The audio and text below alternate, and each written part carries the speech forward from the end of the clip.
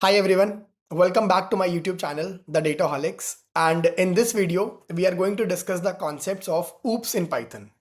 After teaching a lot of students in different universities, institutes, and in offline and online mode, and after talking to a lot of professionals as well, what I have realized is OOPS, object oriented programming, is one of the most important fundamental concepts in the journey of learning Python. Yet, it is one of the most confusing or complex topics which we feel in the initial level. And I was again from the same batch. I also felt very nervous and complex while studying, applying the concepts of OOPS. And but after teaching a lot of students, I have curated this notes, which is a very beginner and intermediate level friendly notes, right? With lots of theory, depth, intuition behind every concept, and a lot of practice exercises using different classes, objects, and multiple things, right? And I also having this code which is having a detailed description of each code with lots of comments, documentation, depth, intuition behind every line and every word of the code, right? So I have tried my best to keep it as simple as possible, but at the same time relevant and practical. So the application part is most important in learning this thing, right? So that is what we are going to discuss in this video, end to end. Oops, I'll try to cover it in one shot. Let's see. And after doing so much efforts, I would only request you guys to please consider subscribing the YouTube channel and liking this video, sharing it with your friends who are preparing for OOPS, who are nervous while studying and practicing OOPS. And yes, just like, share, and subscribe to the channel. So without wasting much of the time, please stick to the video till the end. Keep a copy and a pen with you so that you can copy the notes. I will forward this document, Google Docs, as well as this code in the description of this YouTube video, so that after watching the video you have some material to practice, to refer to, and for a very quick revision, right? So let's begin. And this is a learning roadmap of OOPS which we will cover in this video.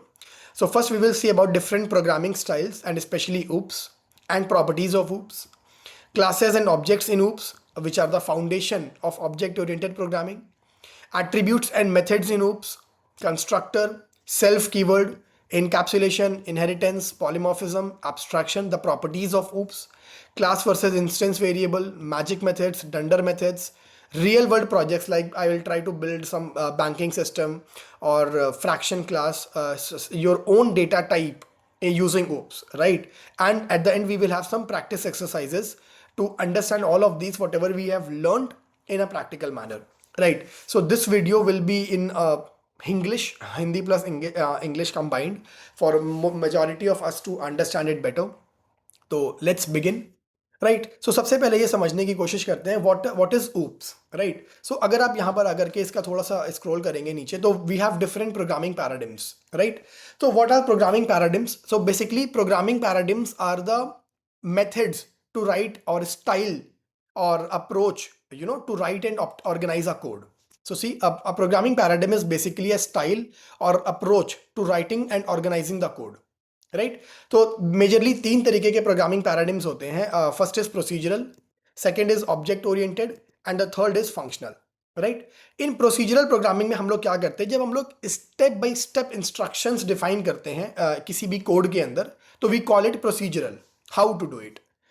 In object oriented programming, we try to mimic, represent the real world things. What is it? And in functional programming, we try to describe the transformations, right? Where we give some input to the model and expect some output from it, right? So here is a very detailed description with examples. So procedural programming, it's all about writing the procedures or functions that operate on data, right? So we break down a big task into smaller steps and execute them in order. Example like this, right? Here we have two different functions. At the end, we are calling it. So step by step procedural programming, right? Advantages, disadvantages. The biggest disadvantage here is it is hard to maintain in the real life as the program grows. Correct? Object oriented programming, they focuses on objects, right?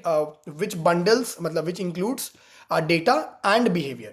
So for example, जब हम किसी भी real object को देखते हैं, let's से human being, let's say a car, a laptop, a watch, anything, it has two things: data, properties, attributes, and methods, behavior, क्या कर सकता है। तो attributes में क्या होगा, जैसे अगर हम ह्यूमन की बात करें तो ह्यूमंस हैव attributes लाइक उनके दो हाथ हैं, दो पैर हैं, एक नाक है, दो आंखें हैं, उनकी प्रॉपर्टीज क्या है। और what humans can do is the method, human इंसान क्या क्या कर सकता है। लाइक इंसान खा सकता है, इंसान का पानी पी सकता है, इंसान वॉक कर सकता है, इंसान दौड़ सकता है, and so on and so forth, right. So these are the two things, right? So any real world object has two things: data and behavior, method, right? So let's say we have a circle class. So in circle we have radius as the attribute, and the area, perimeter, all of these are methods of circle class, correct? I hope you are able to understand. So object oriented programming is specifically to mimic, to represent real world objects, real world scenarios, right? Then we have functional programming, like evaluation of treats computation as evaluation of pure functions, no changing states, no side effects. You give inputs, you get outputs, something like that, right? So this is generally used in like machine learning models, where you build a model and then you give some input and you get some output. So that is the approach of functional programming. Yeah, so that is, these are all the things are related to different programming types, and there is a very detailed differences between all of these programming styles, right? What do they focus on? How do you handle the data? About code reusability, state management, real world modeling. So in procedural programming there is no real world modeling, but in OOPS we have a very natural real world modeling, right? And use cases: simple script, for simple scripts we use procedural programming, छोटे मोटे कामों के लिए या regular कामों के लिए we use simple scripts. For building a large applications, real world applications like Oyo, Ola, Uber, Zomato, Blinkit, any big applications, for large systems we use OOPS, object oriented concepts, right? And for data transformation kind of things we use functional programming, correct. So the biggest question in my mind, मेरे दिमाग में एक बहुत बड़ा सवाल था जब मैं पहली बारी UPS पढ़ता था, कि यार कुछ काम ऐसे हैं जो मैंने at the beginner level I observe कि यार ये तो UPS से भी हो सकते हैं और object oriented programming, procedural programming से भी हो सकते हैं। तो why do we use UPS? इसका कारण, यूज करने का मकसद ही क्या है, यहाँ पर आपको मैं बताता हूँ। Because we can achieve almost anything procedurally, but UPS is not about capability, it's about manageability. Program को लिखना इज नॉट बहुत बड़ी बात, प्रोग्राम को मैनेज करना eight a scale is the power of UPS, correct. Example देखिए, like अगर हमारे पास एक गाड़ी है टेस्ला जिसकी स्पीड है 120, तो एक्सेलरेट करा, उसकी स्पीड बढ़ानी थी 10 kilometre per hour, right. Car की स्पीड बढ़ा दी, एक्सेलरेट फंक्शन को कॉल करा, कार की स्पीड को कॉल कर दिया। तो एक दो कार है, ईजी है। But let's say if we have 100 cars at a scale, अगर हमारे पास 100 गाड़ियां हैं, तो it will become very chaos and with multiple variables and functions to manage each of the cars. हर कार की डिफरेंट स्पीड होगी, हर कार का डिफरेंट एट्रीब्यूट्स होगा, हर कार के डिफरेंट मेथड्स होंगे। तो एट अ स्केल उसको मैनेज करना बहुत टफ हो जाएगा, and at the same point we use UPS, ताकि एट अ स्केल किसी भी चीज़ों को मैनेज करना आसान हो जाए। एग्जाम्पल, UPS में क्या करेंगे, क्लास का कार की क्लास बनाएंगे और उसमें उसका नाम और उसकी स्पीड डिफाइन कर देंगे। एक्सेलरेट का एक फंक्शन बनाया where we increase the speed by 10। See, हमने स्पीड को 10 किलोमीटर पर आवर बढ़ा दिया। अब एक गाड़ी, सेकेंड गाड़ी, इसी तरीके से we can build 100 different objects, कोई प्रॉब्लम नहीं होगी, right. So this is the style of UPS, right. So different situations, when do we use UPS, when should we use procedural programming, when should we use functional programming, and everything. So बहुत detailed description है, एक बार आप read करेंगे you will understand much better, correct. Now, so we understood कि UPS जो object oriented programming होता है वो काफ़ी ज़्यादा यूजफुल होता है at a scale to manage the programs. अब UPS की प्रॉपर्टीज़ और UPS के कॉन्सेप्ट को समझने से पहले कुछ थोड़ी थ्योरेटिकल कॉन्सेप्ट्स हैं, पॉइंट्स हैं जो माइंड में क्लियर होने बहुत ज़रूरी है। The first of the terms is classes and objects. तो क्लासेस क्या होती हैं? Classes are the blueprints to create objects. Classes are the blueprints for creating objects. तो ऑब्जेक्ट क्या होते हैं? Object is the instance of the class, a real thing built from that blueprint, तो example लेते हैं, बहुत सिंपल सा example, let's say you are a college student. तो आपका जो कॉलेज है, if you consider it as a class, तो उस यूनिवर्सिटी के, कॉलेज के ऑब्जेक्ट्स कौन कौन होंगे? Faculty, students, non teaching staff and so on and so forth, right? So in a similar example, अगर आप कार को, बहुत क्लासिकल एग्जाम्पल है उसमें, मैं जब से पढ़ रहा हूँ तब से कार हर जगह, YouTube videos, chat GPT, Google, सब जगह वही मिला। ठीक है, तो कार को अगर हम एक क्लास मान के चलेंगे, तो कार सपोज करिए एक ब्लूप्रिंट है टू क्रिएट डिफरेंट कार्स। अब कार के जो मॉडल्स हो सकते हैं, ऑब्जेक्ट्स हो सकते हैं, उसके टेस्ला की एक मॉडल हो गया, बीएमडब्ल्यू का दूसरा मॉडल हो गया, मारुति सुजुकी का तीसरा मॉडल हो गया, और टाटा का चौथा मॉडल हो गया, and any so and so forth, right? तो कार क्या थी? एक ब्लूप्रिंट थी to create different real world objects. ध्यान से समझना, कार एक ऑब्जेक्ट है रियल वर्ल्ड में, उसका जो ब्लूप्रिंट है, उस ऑब्जेक्ट को बनाने के लिए जो ब्लूप्रिंट है, ब्लूप्रिंट मतलब उसमें 4 पहिए होंगे, 4 एयर बैग्स होंगे, 2 सीट बेल्ट्स होंगी, एक गियर होगा, 3 आगे, एक ब्रेक होगा, एक एक्सेलरेटर होगा, एक क्लच होगा, एंड सो ऑन, एक स्टेयरिंग होगी, उसका लेंथ इतना, विड्थ इतना, so on and so forth. Blueprint to create that object is called the class, right? अब किसी भी एग्जांपल को आप कंसिडर करोगे, वो आप क्लास समझ सकते हो, और हर क्लास के अंदर दो चीजें होती हैं। Every object has two things, attributes and methods.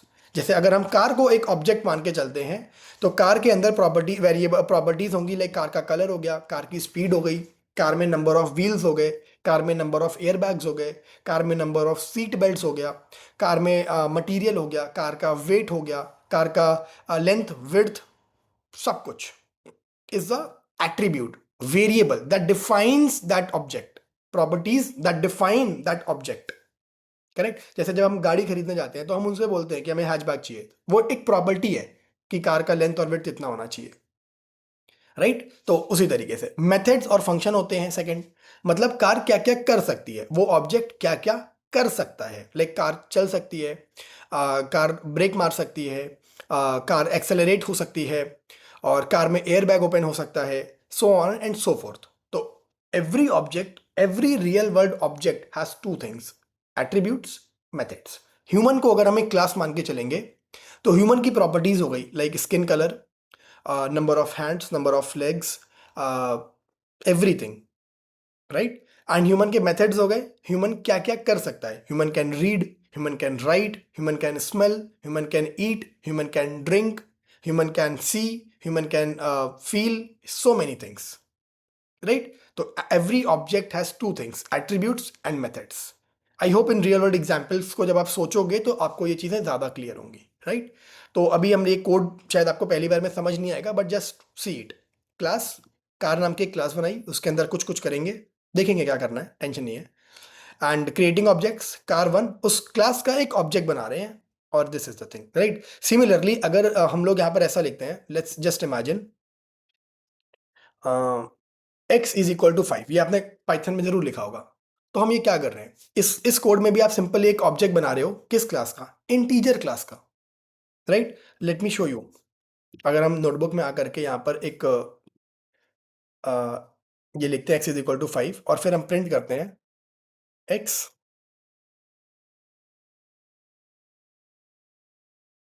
और print type of x। So see what you are doing, type of x is class integer. तो ये क्लास क्या है? ये वही क्लास है इंटीजर। इंटीजर एक रियल वर्ल्ड ऑब्जेक्ट था, जब हमने बचपन में मैथ्स पढ़ी थी, 5, 5.6, इंटीजर, फ्लोट, ये सब अलग अलग रियल वर्ल्ड ऑब्जेक्ट्स थे। उनके लिए ब्लूप्रिंट बना दिया इंटीजर क्लास का, फ्लोट क्लास का, स्ट्रिंग क्लास का, and so on so forth, right? और प्रिंट एक्स करा तो 5 प्रिंट हो गया। तो x इज इक्वल टू 5 में हमने क्या किया? x is nothing but the object of integer class, 5 is the value. Similarly अगर मैं लिखूं 5.6, तो ये टाइप ऑफ एक्स कर देगा क्लास फ्लोट। तो एक इनबिल्ट क्लास है ऑलरेडी पाइथन में, which is called integer, float, string. अगर मैं इसी चीज को एक सिंगल कोट्स में डाल देता हूं, तो टाइप ऑफ एक्स जब आप देखोगे तो it is class of string, right? तो we have already used classes and objects already, बस पता नहीं था x इज इक्वल टू 5, तो हम एक इंटीजर क्लास का एक ऑब्जेक्ट ही बना रहे हैं, nothing else, right? So I hope it is understood by this example.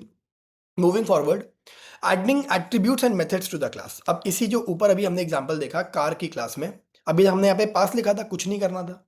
अब अगर मैं उसमें एक एट्रीब्यूट्स डाल देता हूँ, तो कार के एट्रीब्यूट्स क्या क्या हो सकते हैं? कार का कलर, कार का ब्रांड, कार का मॉडल, कार में number of wheels, number of air bags, number of seat belts, car का brakes, braking system, right, ABS system है या कौन सा है, मॉडल कौन सा है, BS4 BS6 जो भी आते होंगे, राइट। सो अभी हम लोग to keep it simple define init. Init क्या होता है अभी समझेंगे, सेल्फ, सेल्फ क्या होता है वो भी समझेंगे, ब्रांड और कलर ये दो एट्रीब्यूट्स हैं मेरी क्लास के।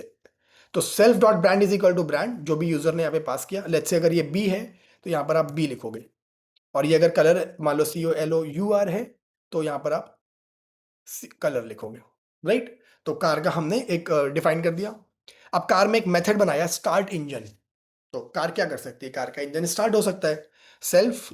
तो हमने जस्ट एक मैसेज प्रिंट करा, ये वाली car is now running, right. फिर हमने उस क्लास का ऑब्जेक्ट बनाया, कार1 इज इक्वल टू कार, और उसका ये ब्रांड दे दिया टेस्ला बी की जगह पे, और कलर में दे दिया रेड, राइट। फिर दूसरी एक और ऑब्जेक्ट बनाया, एक और कार बनाई, मतलब एक समझ समझ लीजिए, कार क्लास का BMW, बी ब्रांड हो गया, और ब्लू कलर हो गया, राइट। तो प्रिंट करा कार1 डॉट ब्रांड तो टेस्ला आ जाएगा, प्रिंट करा कार2 डॉट ब्रांड तो कलर तो ब्लू आ जाएगा। नाउ अब यहां से मैं आपको दो तीन चीजें समझाना चाहता हूं, and I am just copying this code, taking it here for better understandability. Let's say बहुत सारे कोड करेंगे हम लोग, आप बहुत अच्छे से समझ जाओगे। Just stick to the video, and जो भी कॉन्सेप्ट नहीं समझ आते वहां पे पॉज करके रिवाइंड कर लो, स्किप मत करना, because this is the base, right. अब ध्यान से समझना, मैं यहाँ पर एक चीज और करता हूँ, जैसे इनिट कॉल होगा print ID of self, okay suggestion खुद दे रहा है मुझे, आईडी ऑफ सेल्फ। एंड एक चीज हम नीचे करते हैं, जैसे ही कार का ऑब्जेक्ट बनेगा तो प्रिंट आईडी ऑफ,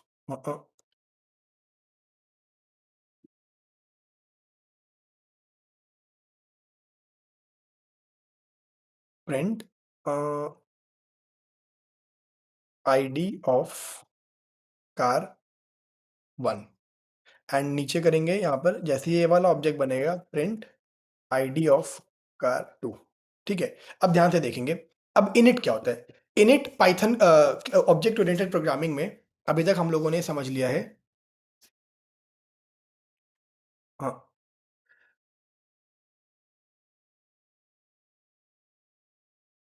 अभी तक हम लोगों ने समझ लिया ऑब्जेक्ट ओरिएंटेड प्रोग्रामिंग होती क्या है, हम लोगों ने समझ लिया है क्लासेस क्या होते हैं, ऑब्जेक्ट्स क्या होते हैं, राइट। फिर हम लोगों ने समझ लिया, अब हम लोग समझने जा रहे हैं इनिट, राइट। सो अब हम लोग समझने जा रहे हैं अबाउट इनिट।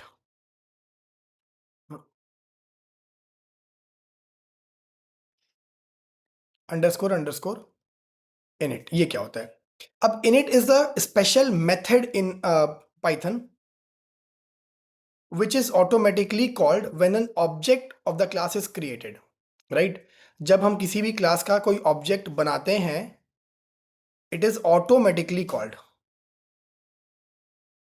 राइट। इसका मतलब क्या होता है, राइटिंग पे मत फोकस करना, ये थोड़ा नया नोटपैड पे लिखना टफ होता है, राइट, बट या, तो automatically called when the object of a class is created, मतलब क्या होता है, जैसे हमने x इज इक्वल टू 5 लिखा, राइट। तो हमने क्या करा, इंटीजर क्लास का एक ऑब्जेक्ट बनाया, तो कुछ चीज़ें ऑटोमेटिकली मेमोरी में हो गई जो हमने नहीं करी, बट जैसे ही उस क्लास का ऑब्जेक्ट बना वो हो गई। फॉर एग्जाम्पल उसका एड्रेस वो मेमोरी लोकेशन में कहीं पर सेव हो गया, उसका कुछ एड्रेस बन गया, ये हमने तो नहीं करा अलग से, ये ऑटोमेटिकली हो गया। तो वो चीज़ें हम लोग करते हैं इनिट में।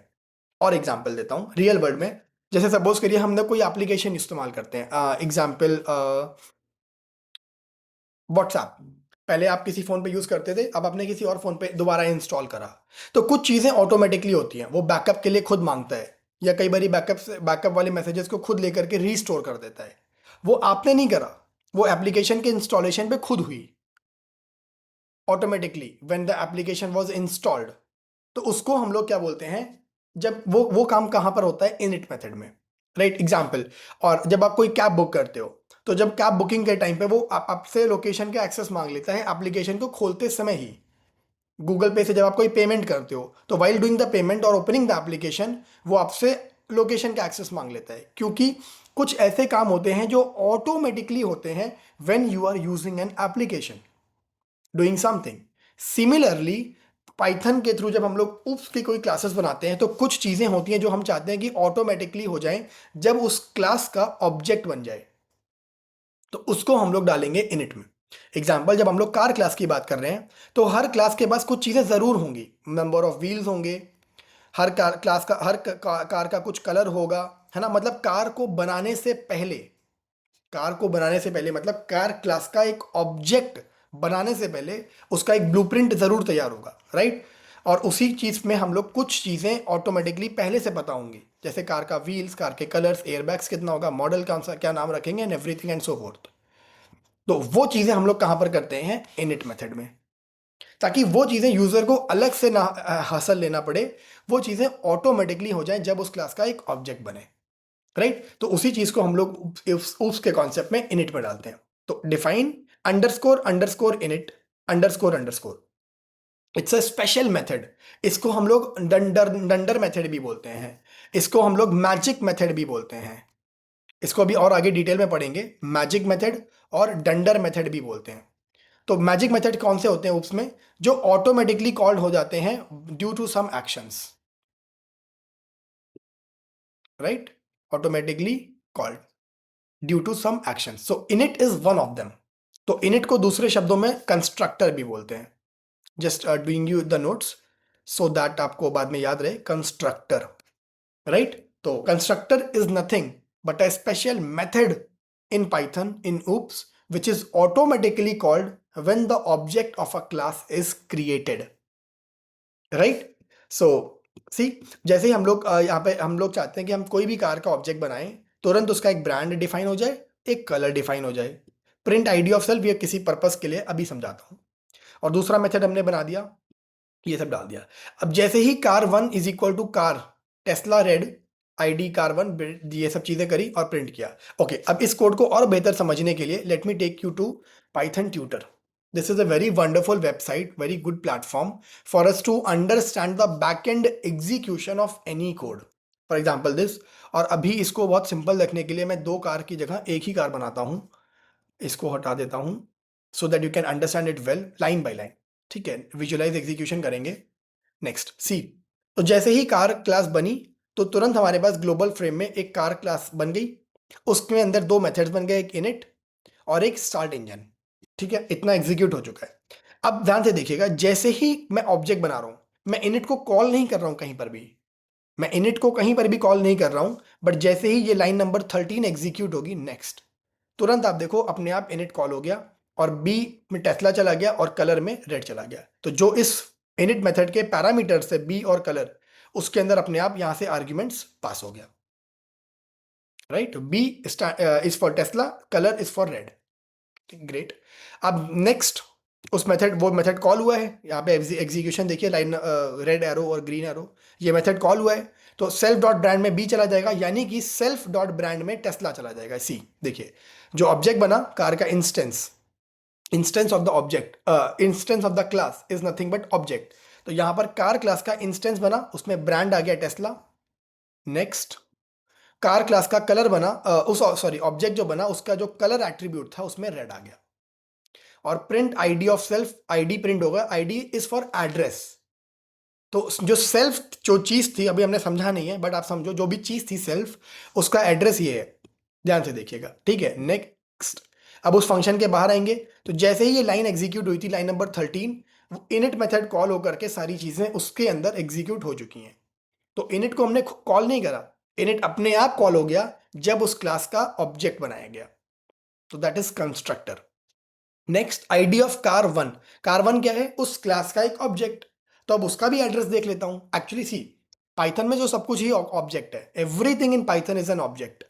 आप एक वेरिएबल बनाते हो, आप एक फंक्शन बनाते हो, आप कुछ भी करते हो, everything in Python is an object. ठीक है, तो अब इसका, इस ऑब्जेक्ट का जब मैं एड्रेस प्रिंट करूंगा नेक्स्ट, तो you will realise one thing, जो एड्रेस सेल्फ का था वही एड्रेस कार1 का भी है। इसका मतलब क्या हुआ? क्या कार वन और सेल्फ सेम है? Yes. Self is nothing but the current object in use. Self कुछ और नहीं है, करंट ऑब्जेक्ट, जो अभी अभी ऑब्जेक्ट आपने बनाया होगा, जो ऑब्जेक्ट अभी यूज में है, वही है सेल्फ। तो self is nothing but the current object in use. यहां से ये चीज प्रूफ भी हो जाती है, क्योंकि जब सेल्फ का एड्रेस आपने देखा और कार का एड्रेस आपने देखा, कार वन का, दोनों सेम है, राइट?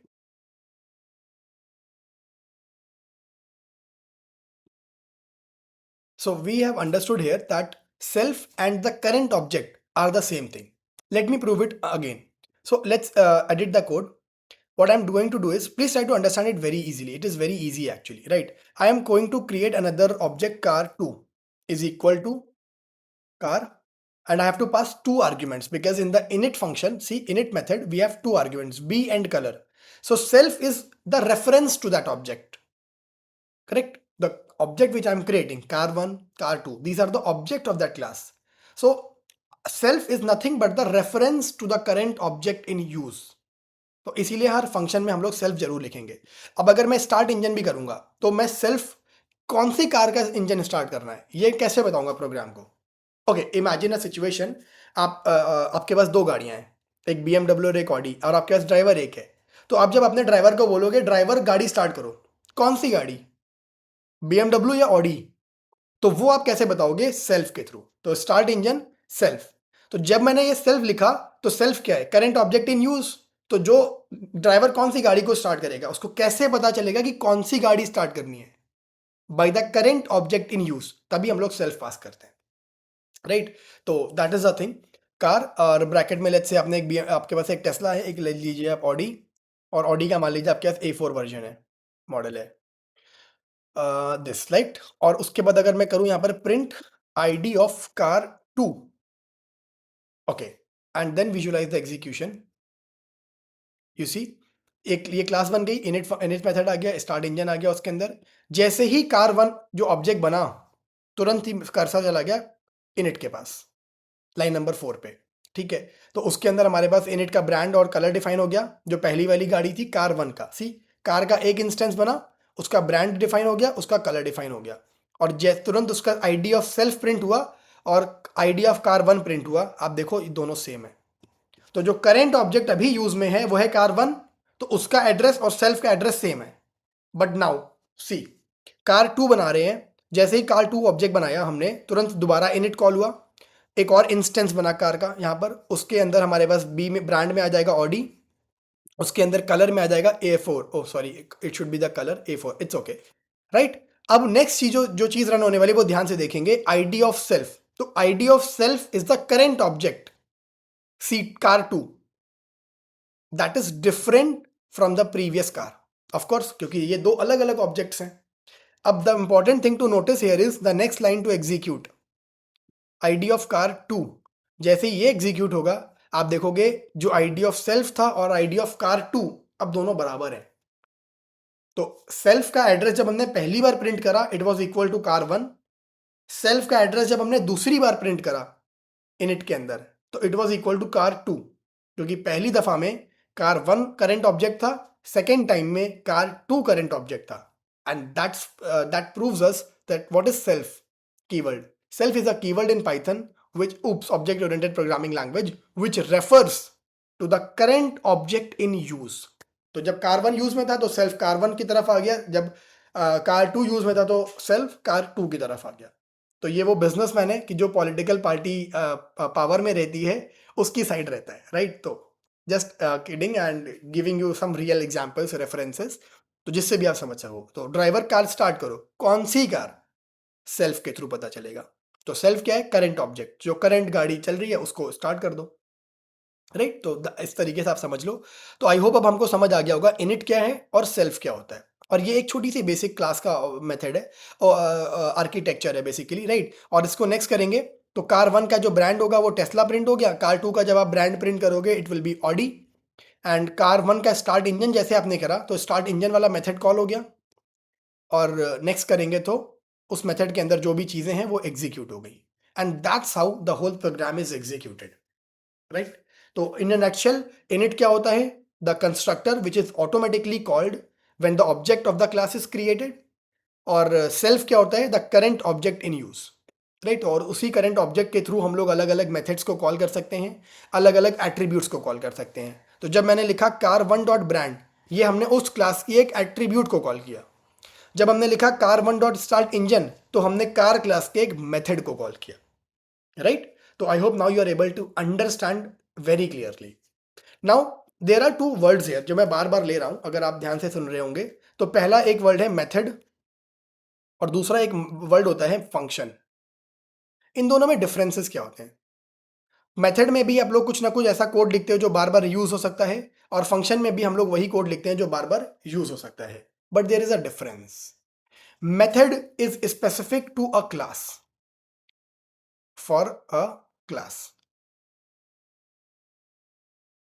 एग्जाम्पल, अपेंड, आप लोगों ने लिस्ट में पढ़ा होगा। ये एक्सटेंड, ये भी लिस्ट में पढ़ा होगा। ये जो अपेंड और एक्सटेंड मेथड होते हैं, ये केवल लिस्ट क्लास पे काम करेंगे।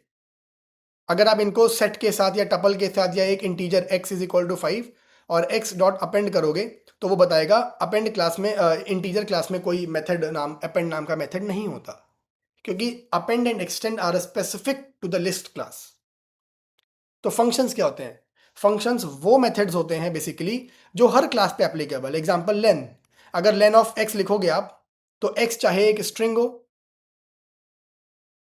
चाहे एक लिस्ट हो, चाहे एक टपल हो, चाहे एक डिक्शनरी हो, हर डेटा टाइप पे काम करेगा। तो len is not specific to one class, तो len इज अ फंक्शन। अब method, the functions which are specific to one class only, right. जैसे अगर आपके पास एक टाइटल फंक्शन है, तो टाइटल आइडियली एक फंक्शन नहीं है, टाइटल इज अ मेथड, क्योंकि वो सिर्फ स्ट्रिंग क्लास पे काम करता है। अगर आप x इज इक्वल टू 5 के बाद x डॉट टाइटल लिखोगे, तो वो आपको एरर देगा। आपको एग्जाम्पल दिखा देता हूँ, right. Here we have the code. Let's say हमारे पास x है, x is equal to 5.6 which is a string. अगर मैं लिखूंगा x डॉट टाइटल, तो कुछ आउटपुट दे रहा है।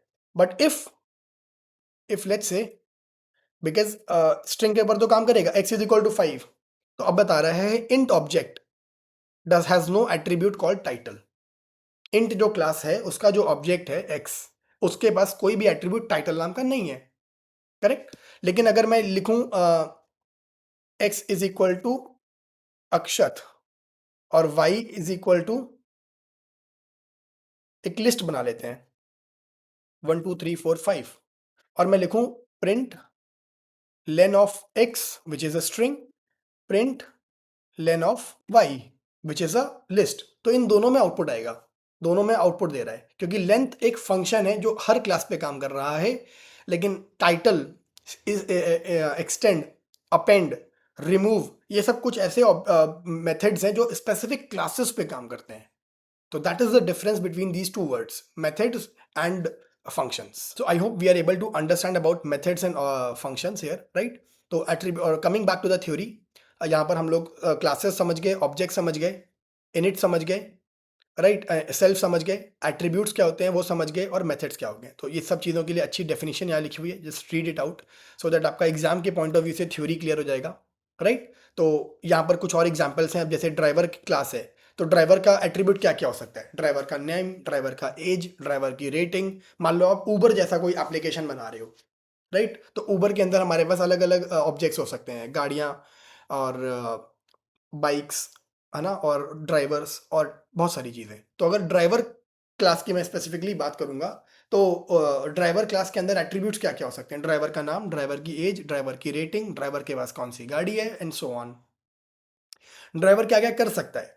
Driver can accept ride, driver can reject the ride, driver can give rating to the customer, और driver can ride, do some so many things. तो वो सारे मेथड्स और एट्रीब्यूट्स, उसको हम लोग अब किस तरीके से, अब हमारे पास उबर के पास maybe thousands and lakhs of drivers होंगे, तो they can easily maintain each and every drivers data by using different different objects of the same class. क्योंकि हर ड्राइवर के पास सेम चीज़ें होंगी, हर ड्राइवर का कुछ ना कुछ नाम होगा, एज होगा, हर ड्राइवर के पास कुछ ना कुछ गाड़ी होगी, हर ड्राइवर राइड को एक्सेप्ट कर सकता है, रिजेक्ट कर सकता है, ड्राइव कर सकता है, अपडेट कर सकता है रेटिंग्स को, एंड सो मेनी थिंग्स। तो मैंने बस एक बार ही ब्लूप्रिंट बनाया, और हर ऑब्जेक्ट के लिए, हर ड्राइवर के लिए उसको बार बार यूज़ करते गए।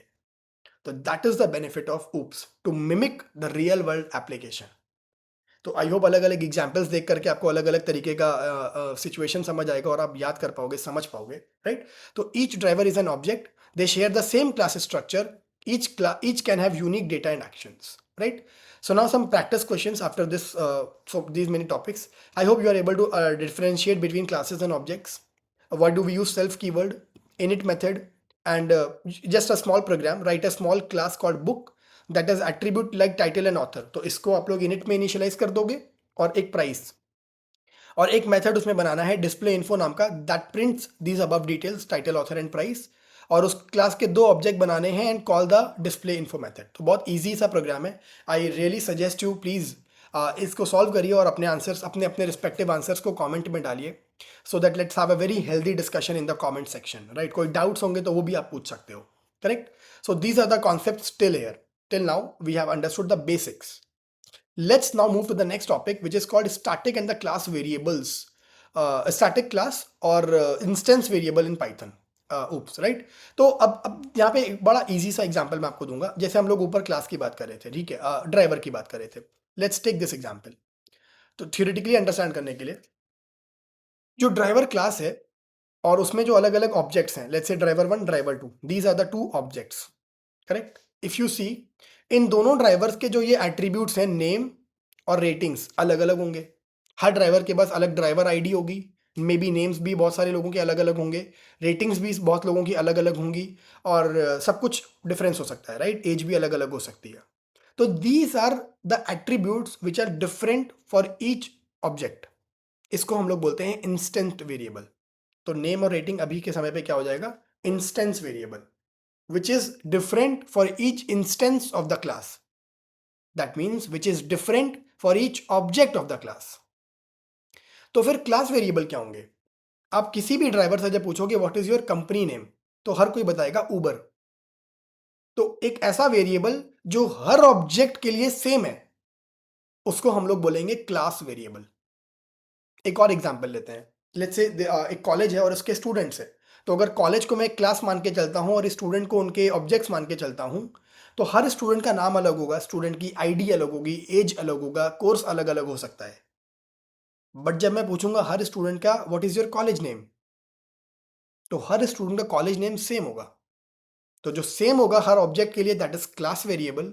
और स्टैटिक वेरिएबल दोनों एक ही चीज को रेफर करते हैं. एंड जो हर चीज, जो वेरिएबल हर ऑब्जेक्ट के लिए डिफरेंट होगा, हर स्टूडेंट के लिए डिफरेंट होगा, यानी कि स्टूडेंट आईडी, वो होगा instance variable. Now see the example here. Class car C1 C2, C1 C2 are the instances object of the class. ठीक है. तो इंस्टेंस वेरिएबल क्या होगा, जो इनिट मेथड के अंदर डिफाइन किया जाता है यूजिंग सेल्फ, बिकॉज हर ऑब्जेक्ट वो it belongs to individual object, वो शेयर नहीं होता. बट जो क्लास वेरिएबल होता है वो क्लास के अंदर डिफाइन करते हैं, आउटसाइड एवरी मेथड. वो सीधे क्लास के अंदर डिफाइन होता है, हर मेथड के बाहर. और it belongs to the class itself. वो क्लास का वेरिएबल है, वो ऑब्जेक्ट का वेरिएबल नहीं है, वो क्लास का वेरिएबल है. और it is shared between among different objects, correct. तो this is the thing. Instance variable अगर आप देखोगे तो जैसे यहाँ पे ब्रांड और कलर है, ये इंस्टेंस वेरिएबल है. ठीक है. तो each car object has its own copy of brand and the colour. तो changing this won't affect changing C2 dot colour. तो अगर आप एक ऑब्जेक्ट का कलर चेंज करोगे तो उससे दूसरे ऑब्जेक्ट के कलर पे कोई फर्क नहीं पड़ेगा, they are independent of each other. तो that is instance variable. But अगर हम क्लास वेरिएबल की बात करें, तो variables which are shared by each object of the class, right, they are directly defined inside the class, not inside any method, right. तो class बनाई car, जैसे wheels. अब कार, कितनी भी कार्स आप देख लो, हर में व्हील्स 4 ही होंगी. स्टेपनी को ऐड कर लेंगे तो 5 होंगी, राइट. तो व्हील्स 4 ही होंगी हर जगह पे, राइट. तो this is something which is common for every car. अब वो BMW की गाड़ी हो, ऑडी की गाड़ी हो, टाटा की गाड़ी हो, सुजुकी की गाड़ी हो, डजंट मैटर, राइट. तो ये हो गया क्लास का variable, which is shared by every object, common for every object of that class, right. तो अगर आप C1 और C2 दो ऑब्जेक्ट बना करके C1 डॉट व्हील्स करेंगे तो भी 4 आएगा, C2 डॉट व्हील्स करेंगे तो भी 4 आएगा. That is not a big deal. तो यहां पर हमको समझ आना चाहिए. लेकिन अगर हम लोग इंस्टेंट वेरिएबल की बात करें, C1 का ब्रांड अलग हो सकता है, C2 का ब्रांड अलग हो सकता है, राइट. तो वो इंस्टेंस वेरिएबल और वो क्लास वेरिएबल्स. तो intuition behind it, Class variables are the shared memory across all objects. If you change it through the class name, the change is visible everywhere. अगर आपने व्हील्स को update करके 5 कर दिया तो वो हर ऑब्जेक्ट के लिए 5 हो जाएगा, केवल एक दो ऑब्जेक्ट्स के लिए नहीं होगा। लेकिन अगर ब्रांड या कलर किसी एक ऑब्जेक्ट के लिए चेंज किया तो बाकी ऑब्जेक्ट पे फर्क नहीं पड़ेगा। तो I hope we are clear with the definitions of differences between class and instant variables, right. तो ये चीज़ें हो गई। स्टैटिक वेरिएबल क्लास वेरिएबल के जैसा ही होता है, राइट। तो उसके बारे में बहुत सारे डेप्थ में मटेरियल है, आप एक बार स्टडी करोगे, रीड करोगे तो you will understand it much better, right. तो अलग अलग चीज़ें दे दी यहाँ पर, आपको बहुत सारे एग्जाम्पल्स दे दिए, समरी। तो काफ़ी अच्छे नोट्स मिले मुझे यूट्यूब, गूगल, चैट जीपीटी, अलग अलग जगहों से। तो I curated them in all one place, right. Now before moving to the next concept, let us see some code. अब थोड़ा सा प्रैक्टिकल हैंड्स ऑन पे आ जाते हैं, ठीक है। तो ये वाला एग्जाम्पल हम लोगों ने देख लिया। एक और एग्जाम्पल देख लेते हैं। क्लास एम्प्लॉय बनाई, डिफाइन इनिट, कंस्ट्रक्टर बनाया, उसमें हर एम्प्लॉय के दो एट्रीब्यूट्स, नेम और सैलरी। अब आप लोगों को आई थिंक ये समझ आ रहा होगा, राइट।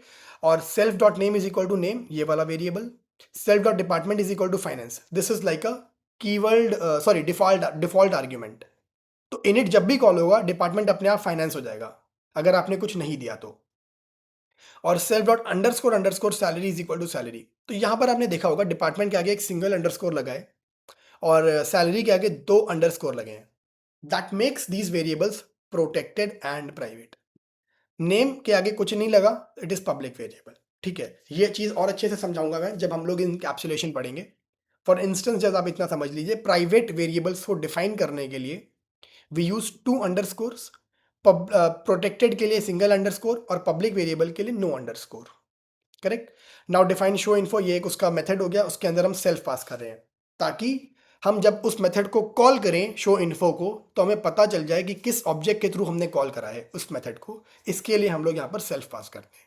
तो बेसिकली हर मेथड के अंदर सेल्फ आप डालेंगे so that you can clearly differentiate कि इस मेथड को किस ऑब्जेक्ट के थ्रू कॉल किया गया है, राइट। तो ये चीज़ हो गई। और एम्प्लॉय क्लास का एक ऑब्जेक्ट बनाया जिसके नेम हो गया ए और सैलरी हो गई 40,000, और शो इन्फो उस मेथड को कॉल करा तो it is printed like this, right. So this is a very simple use case of class, right. तो यहाँ सब चीज़ें, क्लास ऑब्जेक्ट, यहाँ पे सब डेफिनेशंस हैं, एग्जाम्पल्स हैं, कंस्ट्रक्टर क्या होता है, फंक्शंस मैसेज मेथड क्या होते हैं, सेल्फ कीवर्ड क्या होता है, मैजिक और डंडर मेथड्स अभी हम लोग और समझेंगे, इंस्टेंस वेरिएबल, क्लास वेरिएबल्स क्या होते हैं। फिर अब हम लोग आगे पढ़ेंगे अभी operator overloading, method overloading. But उसके पहले एटीएम क्लास से भी पहले मैं आपको कुछ छोटे मोटे कोड्स और दिखाना चाहता हूँ। Observation of the above code, या सिंपल सी कार क्लास बना दी, उसमें भी आप लोग ये बना के देखिए। Please do not only see the video. ये कोड आपके पास ऑलरेडी कमेंट्स में मिल डिस्क्रिप्शन में आपको मिल जाएगा, और इसको कॉपी करिए और इसको यूज़ करके देखिए, इसमें थोड़ा बहुत चेंजेस करके देखिए। अब एक बार, अब एक बहुत क्लासिक एग्जांपल बहुत सारे बच्चे मुझसे पूछते हैं, क्वेश्चन एक्चुअली, क्या सर सेल्फ की जगह पे कुछ और यूज़ कर सकते हैं? Let me know your answer in the comment section, अभी तक आपने जो समझा उसके हिसाब से,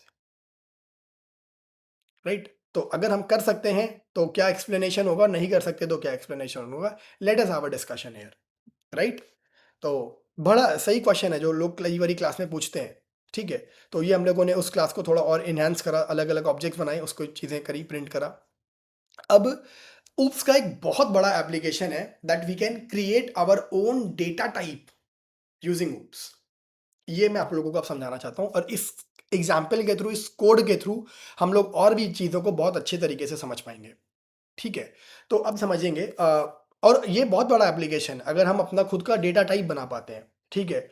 और जब मैं भी पहली बार ऊप्स पढ़ रहा था तो आई वॉज अमेज्ड, क्या यार मैं इंटीजर जैसा कुछ बना सकता हूँ, क्या मैं स्ट्रिंग जैसा कुछ बना सकता हूँ, जो ये तो string, integer, float, these are already inbuilt classes, but if I am getting the capability of creating my own class, that is a wonderful feeling, wonderful achievement.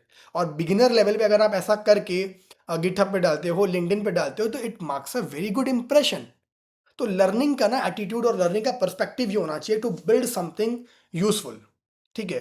तो बहुत देखने के बाद, बहुत सारी चीज़ें रिसर्च करने के बाद मेरे को पता, यूट्यूब पे देखने के बाद, अलग अलग जगहों पे पता चला कि पाइथन में फ्रैक्शन की कोई क्लास नहीं होती।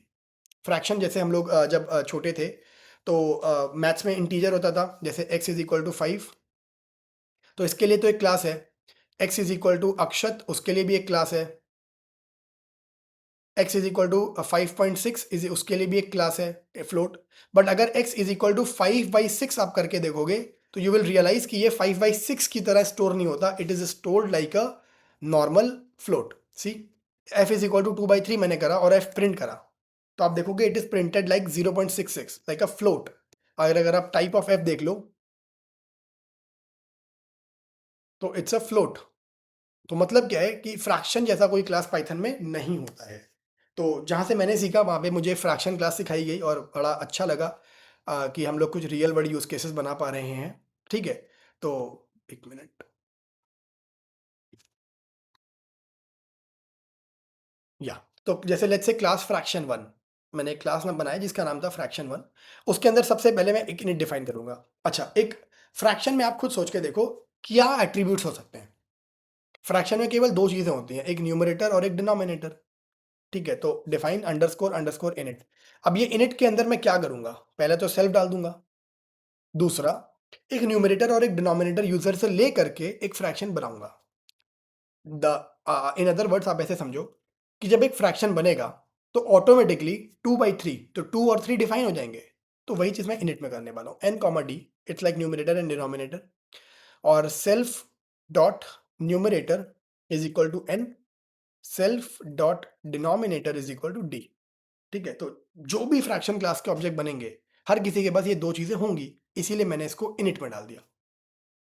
राइट, एक चीज आप प्रिंट करा लो यहाँ पर, फॉर एग्जाम्पल कुछ भी, मतलब जस्ट अपने अंडरस्टैंडिंग के लिए, a fraction class object is created. Okay, mind one thing, जब भी हम किसी क्लास को बनाते हैं ना तो उसका फर्स्ट लेटर कैपिटल होता है। ठीक है, तो ये एक गुड प्रैक्टिस है, आप स्मॉल लेटर में बनाओगे तो कोई प्रॉब्लम नहीं होगी, but it's always recommended and it's a good practice. ठीक है, फ्रैक्शन क्लास का ऑब्जेक्ट क्रिएट हो गया है, एंड ठीक है, अब उसके बाद यहाँ पर मैं और भी कुछ कभी कर सकता हूँ, but coming out of this class I am going to create a object of this class f1 is equal to fraction one, और फ्रैक्शन वन के अंदर मैं क्या पास करूंगा, दो आर्ग्यूमेंट्स, क्योंकि इनिट के अंदर कितने पैरामीटर्स मांगे गए हैं, दो, तो 2, 3। और अभी हम लोग इसको डिस्प्ले नहीं करा रहे हैं, बट ठीक है, इतना ही करके एंटर कर रन करते हैं। तो जैसे ही ये ऑब्जेक्ट बनेगा तुरंत इनिट कॉल हो जाएगा, इनिट के अंदर न्यूमरेटर डिफाइन हुआ, डिनोमिनेटर डिफाइन हुआ, और एक बात प्रिंट हो गई, a fraction class object is created, यहाँ पर ये बन गया। राइट, अब इसको डिस्प्ले कराना है।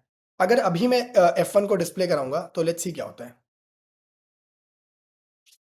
एक ये बता रहा है कि प्रिंट F1 में बता रहा है कि फ्रैक्शन क्लास का एक ऑब्जेक्ट है at this memory location. Right, अभी F1 को प्रिंट नहीं कर पा रहे हैं क्योंकि F1 को सही तरीके से स्टोर नहीं किया गया है। राइट, तो उसके लिए पाइथन ने हमको कैपेबिलिटी दी है। अब पाइथन बहुत ईजी लैंग्वेज है, इसीलिए ये बात मुझे रियलाइज हुई, क्योंकि इसमें बहुत सारी इनबिल्ट कैपेबिलिटीज है जिसको हमें सिर्फ यूज करना है। तो एक मैजिक मेथड होता है underscore underscore str underscore underscore, और अभी ये मैजिक मेथड क्या होते हैं जस्ट बताऊंगा 2 मिनट बाद। ठीक है, यहाँ पे सेल्फ पास किया, ये एक मेथड है, तो उसमें रेफरेंस देना पड़ेगा, सेल्फ डाल दिया, एंड यहाँ पर मैं क्या करूँगा, रिटर्न, या फिर आप प्रिंट भी कर सकते हो, और रिटर्न में हम लोग क्या करेंगे, string this self dot numerator, उसके बाद हमको चाहिए एक स्लैश 2/3, तो 2/3, तो 2 आ जाएगा सेल्फ डॉट न्यूमरेटर में, ये एफ स्ट्रिंग आई थिंक आपको पता होगी already, self dot denominator. Right, तो ये चीज हम लोगों ने जैसे ही करी, और उसके बाद मैं कॉल करूंगा प्रिंट F1। ठीक है, बस इतना, लेट्स सी। अब आप देखोगे प्रिंट F1 में जो पहले क्या आ रहा था, that fraction object is created at this location, but अब प्रिंट F1 में क्या आ रहा है, 2/3। हमने कुछ एक्स्ट्रा नहीं करा, हमने सिर्फ एक चीज एक्स्ट्रा करी, दिस। तो अगर आप ध्यान से वीडियो को देख रहे हो और ऑब्जर्व करोगे तो you will understand one thing, कि जब ये क्लास बनाई गई तो str एक मैजिक मेथड बनाया गया, और यहाँ पर मैंने रिटर्न कर दिया। किस तरीके से रिटर्न करना मैंने यहाँ बता दिया। अगर यहाँ पर मैं डिवाइड स्लैश की जगह पे लेट्स से डबल पाइप दे देता हूँ ऐसा, तो आप देखोगे ये डबल पाइप के जैसा प्रिंट हो जाएगा। तो जो भी चीज मैं यहाँ पर दे रहा हूँ उस हिसाब से ये प्रिंट हो जा रहा है। राइट, तो द थिंग इज कि जब ये ऑब्जेक्ट बना तो इनिट कॉल हो गया ऑटोमेटिकली, जब मैंने उस ऑब्जेक्ट को प्रिंट फंक्शन में डाला तो automatically underscore underscore str underscore underscore वाला मेथड कॉल हो गया। So basically underscore underscore str is a magic method in Python which is automatically called when the object of the class is put inside print function, right? तो अगर आप लोग यहाँ पे समझ पा रहे हो तो प्रिंट F1 जैसे ही मैंने लिखा तो इट विल ऑटोमेटिकली उस क्लास में जाएगा F1 जिस क्लास का ऑब्जेक्ट है, यानी कि फ्रैक्शन 1 क्लास का ऑब्जेक्ट है। तो प्रिंट F1 जैसे ही मैंने लिखा तो वो पाइथन का एग्जीक्यूटर या मतलब आप समझिए कर्सर फ्रैक्शन 1 क्लास में जाएगा, वहां पर underscore underscore str underscore underscore method ढूंढेगा और जो भी उस मेथड में लिखा होगा वो वहां पर एग्जीक्यूट कर देगा। अब मान लो यहाँ पर मैंने एक और प्रिंट स्टेटमेंट दे दिया, हे, ठीक है। ओके सॉरी, रिटर्न हटा देता हूँ, कमेंट कर देता हूँ अभी फिलहाल के लिए। तो आप देखो str मेथड में हे प्रिंट हो गया, ऑल्दो बाद में एरर दे रहा है क्योंकि str मेथड इसके लिए बनाया नहीं जाता है और कुछ चीज़ें हैं, बट ठीक है, आप समझ पा रहे हो। जब मैंने str मेथड को कहीं पर कॉल नहीं किया है, ये ऑटोमेटिकली कॉल हो रहा है जब प्रिंट में डाल रहे हैं उसके ऑब्जेक्ट को, ठीक। तो that is the purpose of magic method. तो ये एक मैजिक मेथड है जो कब कॉल हो रहा है, जब उसके ऑब्जेक्ट को प्रिंट में डाल रहे हैं। इनिट एक मैजिक मेथड है, कब कॉल हो रहा है, जब उसका ऑब्जेक्ट बन रहा है किसी क्लास का। तो उसी तरीके से we have different different magic methods, right, for different different purposes. तो अगर आप गूगल पे आकर के देखोगे magic methods in Python OOPS, तो list of all magic methods, तो बहुत सारे मैजिक मेथड्स होते हैं। str होता है, ऐड होता है, लेन होता है, कॉल होता है, और डंडर मेथड्स और मैजिक मेथड्स, ठीक। एब्सोल्यूट होता है, ऐड होता है, double underscore add, double underscore and, double underscore bool, double underscore ceil, double underscore class, equivalent, directory, floor, floor division, div mod, true div, there are lots of attributes, magic methods in python, right. तो अभी हम लोग कुछ और इस्तेमाल करना भी सीखेंगे, बट आई होप आपको एक आइडिया लग गया होगा मैजिक मेथड क्या होते हैं, राइट। तो अब इसकी कोडिंग और आगे बढ़ाते हैं, ठीक है। एंड वो हम लोग यहाँ पे देखेंगे, क्लास बना रहे हैं पूरी फ्रैक्शन की। अब फ्रैक्शन हम एक खुद की क्लास बना रहे हैं, just like integer, string, float, fraction बना रहे हैं। तो जब हम लोगों ने मैथ्स में फ्रैक्शन पढ़ा था, तो फ्रैक्शन में आपको पता होगा, फ्रैक्शन में हम लोग दो फ्रैक्शंस को ऐड कर सकते हैं, दो फ्रैक्शन को सब्ट्रैक्ट कर सकते हैं, मल्टीप्लाई कर सकते हैं, डिवाइड कर सकते हैं, और काफ़ी चीज़ें कर सकते हैं। तो यहाँ पर अभी हम लोगों ने रेफरेंस के लिए ऐड, मल्टीप्लाई, डिवाइड और सब्ट्रैक्ट का फंक्शन बना दिया, मेथड बना दिया है। आपको क्या करना है, जो आपके लिए क्या टास्क है, और जो मैं चाहूँगा प्लीज़ आप लोग करके कमेंट्स में ज़रूर डालिए, सो दैट हमें पता चले कि आप लोग वाकई सीख रहे हैं और अप्लाई कर रहे हैं। तो अभी यहाँ पर 4 मेथड्स हैं, ऐड, सब्ट्रैक्ट, मल्टीप्लाई और डिवाइड। एक तो इसको समझ करके इनको कॉपी कर लेना है, बट इसके अलावा एटलीस्ट एक और फंक्शनैलिटी फ्रैक्शन क्लास की आपने बना करके उसका कोड कमेंट्स में डालना है। अगर आपने ये कर लिया तो इसका मतलब आपको एप्लीकेशन पर्सपेक्टिव से चीज़ें समझ आ रही है, and I will be really happy कि इस वीडियो का पर्सपेक्टिव और मोटिव फुलफिल हो पा रहा है, राइट। तो सिंपल है, देखो, अब क्लास फ्रैक्शन बनाया, इनिट बना दिया, न्यूमरेटर डिनोमिनेटर डिफाइन हो गया, str बना दिया, वहां पर मैंने रिटर्न कर दिया उस चीज़ को, करेक्ट। रिटर्न में ये लिखना पड़ेगा,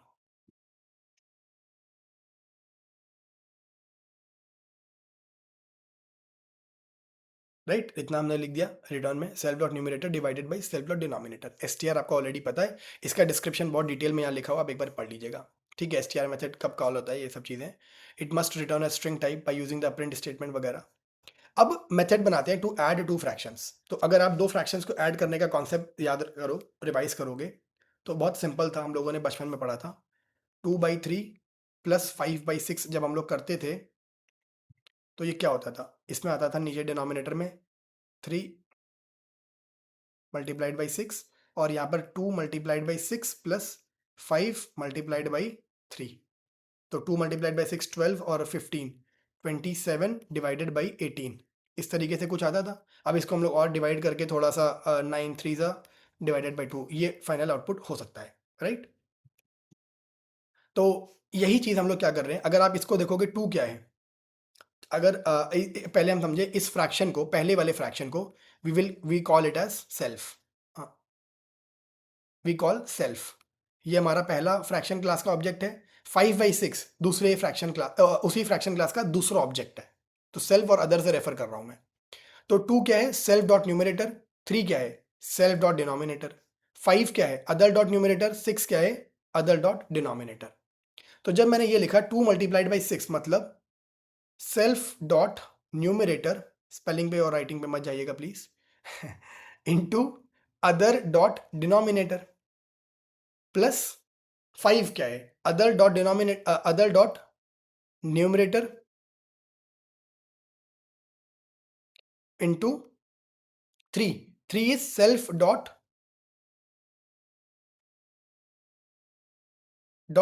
denominator divided by self dot numerator into other dot, sorry self dot denominator actually into other dot denominator. तो ये हमारा एक फॉर्मूला बन रहा है, राइट। उसी फॉर्मूले को हमने यहाँ पर अप्लाई कर दिया। ऐड नाम का एक मैजिक मेथड बनाया जो कि ऑटोमेटिकली कॉल हो जाएगा जब आप इस क्लास के दो ऑब्जेक्ट्स के बीच में प्लस साइन लगाओगे। ये ऑलरेडी डिफाइंड है, इसमें हमें कुछ नहीं करना। जब भी हम लिखेंगे ए प्लस बी और ए और बी फ्रैक्शन क्लास के ऑब्जेक्ट हैं, तो वो क्या करेगा, ध्यान से समझिएगा बैकएंड में कैसे काम हो रहा है। ए प्लस बी, ए और बी क्या है, फ्रैक्शन क्लास के ऑब्जेक्ट। तो तुरंत वो फ्रैक्शन क्लास में जाएंगे, underscore underscore add underscore underscore नाम का मेथड ढूंढेंगे और उसके मेथड के अंदर जो भी लिखा होगा वो एग्जीक्यूट कर देंगे, करेक्ट। तो अब देखो सेल्फ क्या हो गया, पहला ऑब्जेक्ट, अदर्स को हम रेफर करें दूसरे ऑब्जेक्ट के लिए, सेकंड फ्रैक्शन, ठीक है। और टेम्प अंडरस्कोर न्यूमरेटर, जो आउटपुट आने वाला है उसको मैंने टेम्प में डाल दिया, is equal to self dot numerator into other dot denominator plus self dot denominator into other dot numerator. Temp का डिनोमिनेटर मैंने डाल दिया self dot denominator into other dot denominator, और फाइनली इसको रिटर्न कर दिया to print to the for the output. Similarly दो fractions को सब्ट्रैक्ट करने के लिए एक method with the similar formula, multiply करने के लिए दो similar formula, self dot numerator into other dot numerator और divided by self dot denominator into other dot denominator, बस। और डिवीजन के लिए हम लोगों ने कर दिया जो फार्मूला लगता है बेसिकली, राइट। ये करने के बाद when I execute this class, अभी कुछ नहीं होगा क्योंकि अभी सिर्फ क्लास बनी है और मेथड्स बने हैं। अब जैसे ही मैंने x is equal to fraction 2/3 2, 3 लिखा, तो मतलब फ्रैक्शन क्लास का एक ऑब्जेक्ट बन रहा है जिसमें न्यूमरेटर 2 है, डिनोमिनेटर 3 है।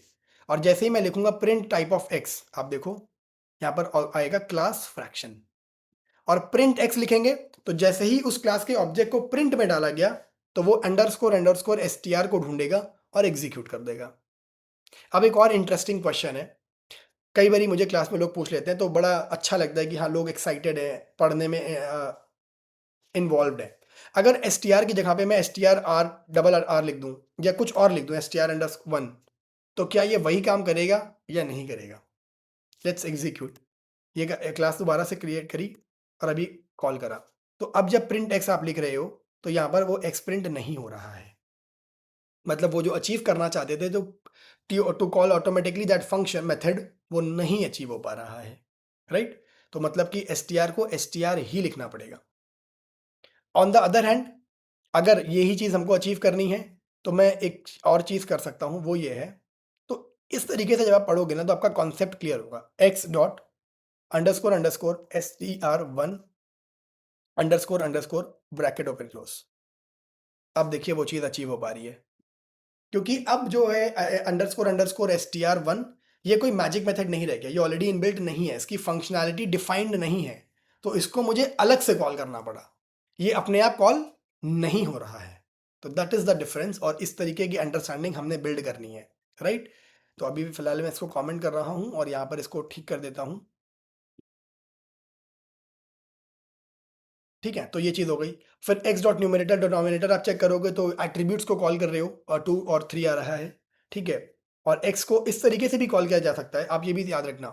अगर कई बार क्या लोग पूछते हैं कि सर मैजिक मेथड हमेशा खुद से कॉल होता है, आई एग्री, बट क्या हम उसको अलग से कॉल भी कर सकते हैं, मतलब अगर हमें ज़रूरत पड़े, कभी रिक्वायरमेंट पड़े, तो क्या हम उसको खुद से भी कॉल कर सकते हैं। Yes, you can call it very simply like another method. Object का नाम डॉट, पूरे मेथड का नाम, तो underscore underscore str underscore underscore bracket open close. तो इस तरीके से आप उसको कॉल भी कर सकते हो, वो वही काम करेगा जो वो प्रिंट में रह करके कर रहा था, राइट। अब मैंने दो ऑब्जेक्ट्स बना दिए फ्रैक्शन क्लास के, 3 और 4 और 5 और 6। अब उसमें मैंने प्लस वाई करा, तो जैसे ही मैं लिखूंगा x प्लस वाई, तो पाइथन क्या करेगा, फ्रैक्शन क्लास में जाएगा, अंडरस्कोर अंडरस्कोर ऐड नाम का मैजिक मेथड ढूंढेगा, अगर मिलेगा तो उसको एग्जीक्यूट कर देगा, अदरवाइज एरर दे देगा। तो x प्लस वाई करा तो उसका आउटपुट आ गया। सिमिलरली x माइनस वाई करोगे तो अंडरस्कोर अंडरस्कोर सब अंडरस्कोर अंडरस्कोर मैजिक मेथड को ढूंढा जाएगा। आप x मल्टीप्लाइड बाई वाई करोगे तो मल फंक्शन को ढूंढा जाएगा, x डिवाइड बाई वाई करोगे तो ट्रू डिफ फंक्शन को ढूंढा जाएगा. तो similarly, I would request you and I would suggest you to create another method in the same fraction class और उसको अब अप्लाई करके आप अपने आंसर को, अपने कोड को कमेंट्स में डालिए, and that will help you to understand this from a very practical application perspective. Right, so this was all about the fraction class. तो इसी तरीके से हम कोई भी डेटा टाइप बना सकते हैं. उस डेटा टाइप के अंदर जो भी यूटिलिटी चाहिए, जो भी मेथड्स चाहिए, जो भी एट्रीब्यूट्स चाहिए, वी कैन ईजिली क्रिएट, और उसको हम लोग रियल वर्ल्ड में अप्लाई कर सकते हैं. राइट, तो ये सारी चीज़ें हम लोगों को समझ आ गई. और अब यहीं से एक कॉन्सेप्ट निकल करके आएगा ऑपरेटर ओवरलोडिंग का. राइट, तो let me try and help you understand operator overloading in an easy manner. Right, तो ऑपरेटर ओवरलोडिंग पाइथन में बड़ी ईजी चीज़ है. जैसे सपोज करिए अगर मैंने लिखा है x इज इक्वल टू 5 और y इज इक्वल टू 6. एक एग्जाम्पल ये लेते हैं, और एक मैं लेता हूँ a is equal to a और b is equal to b.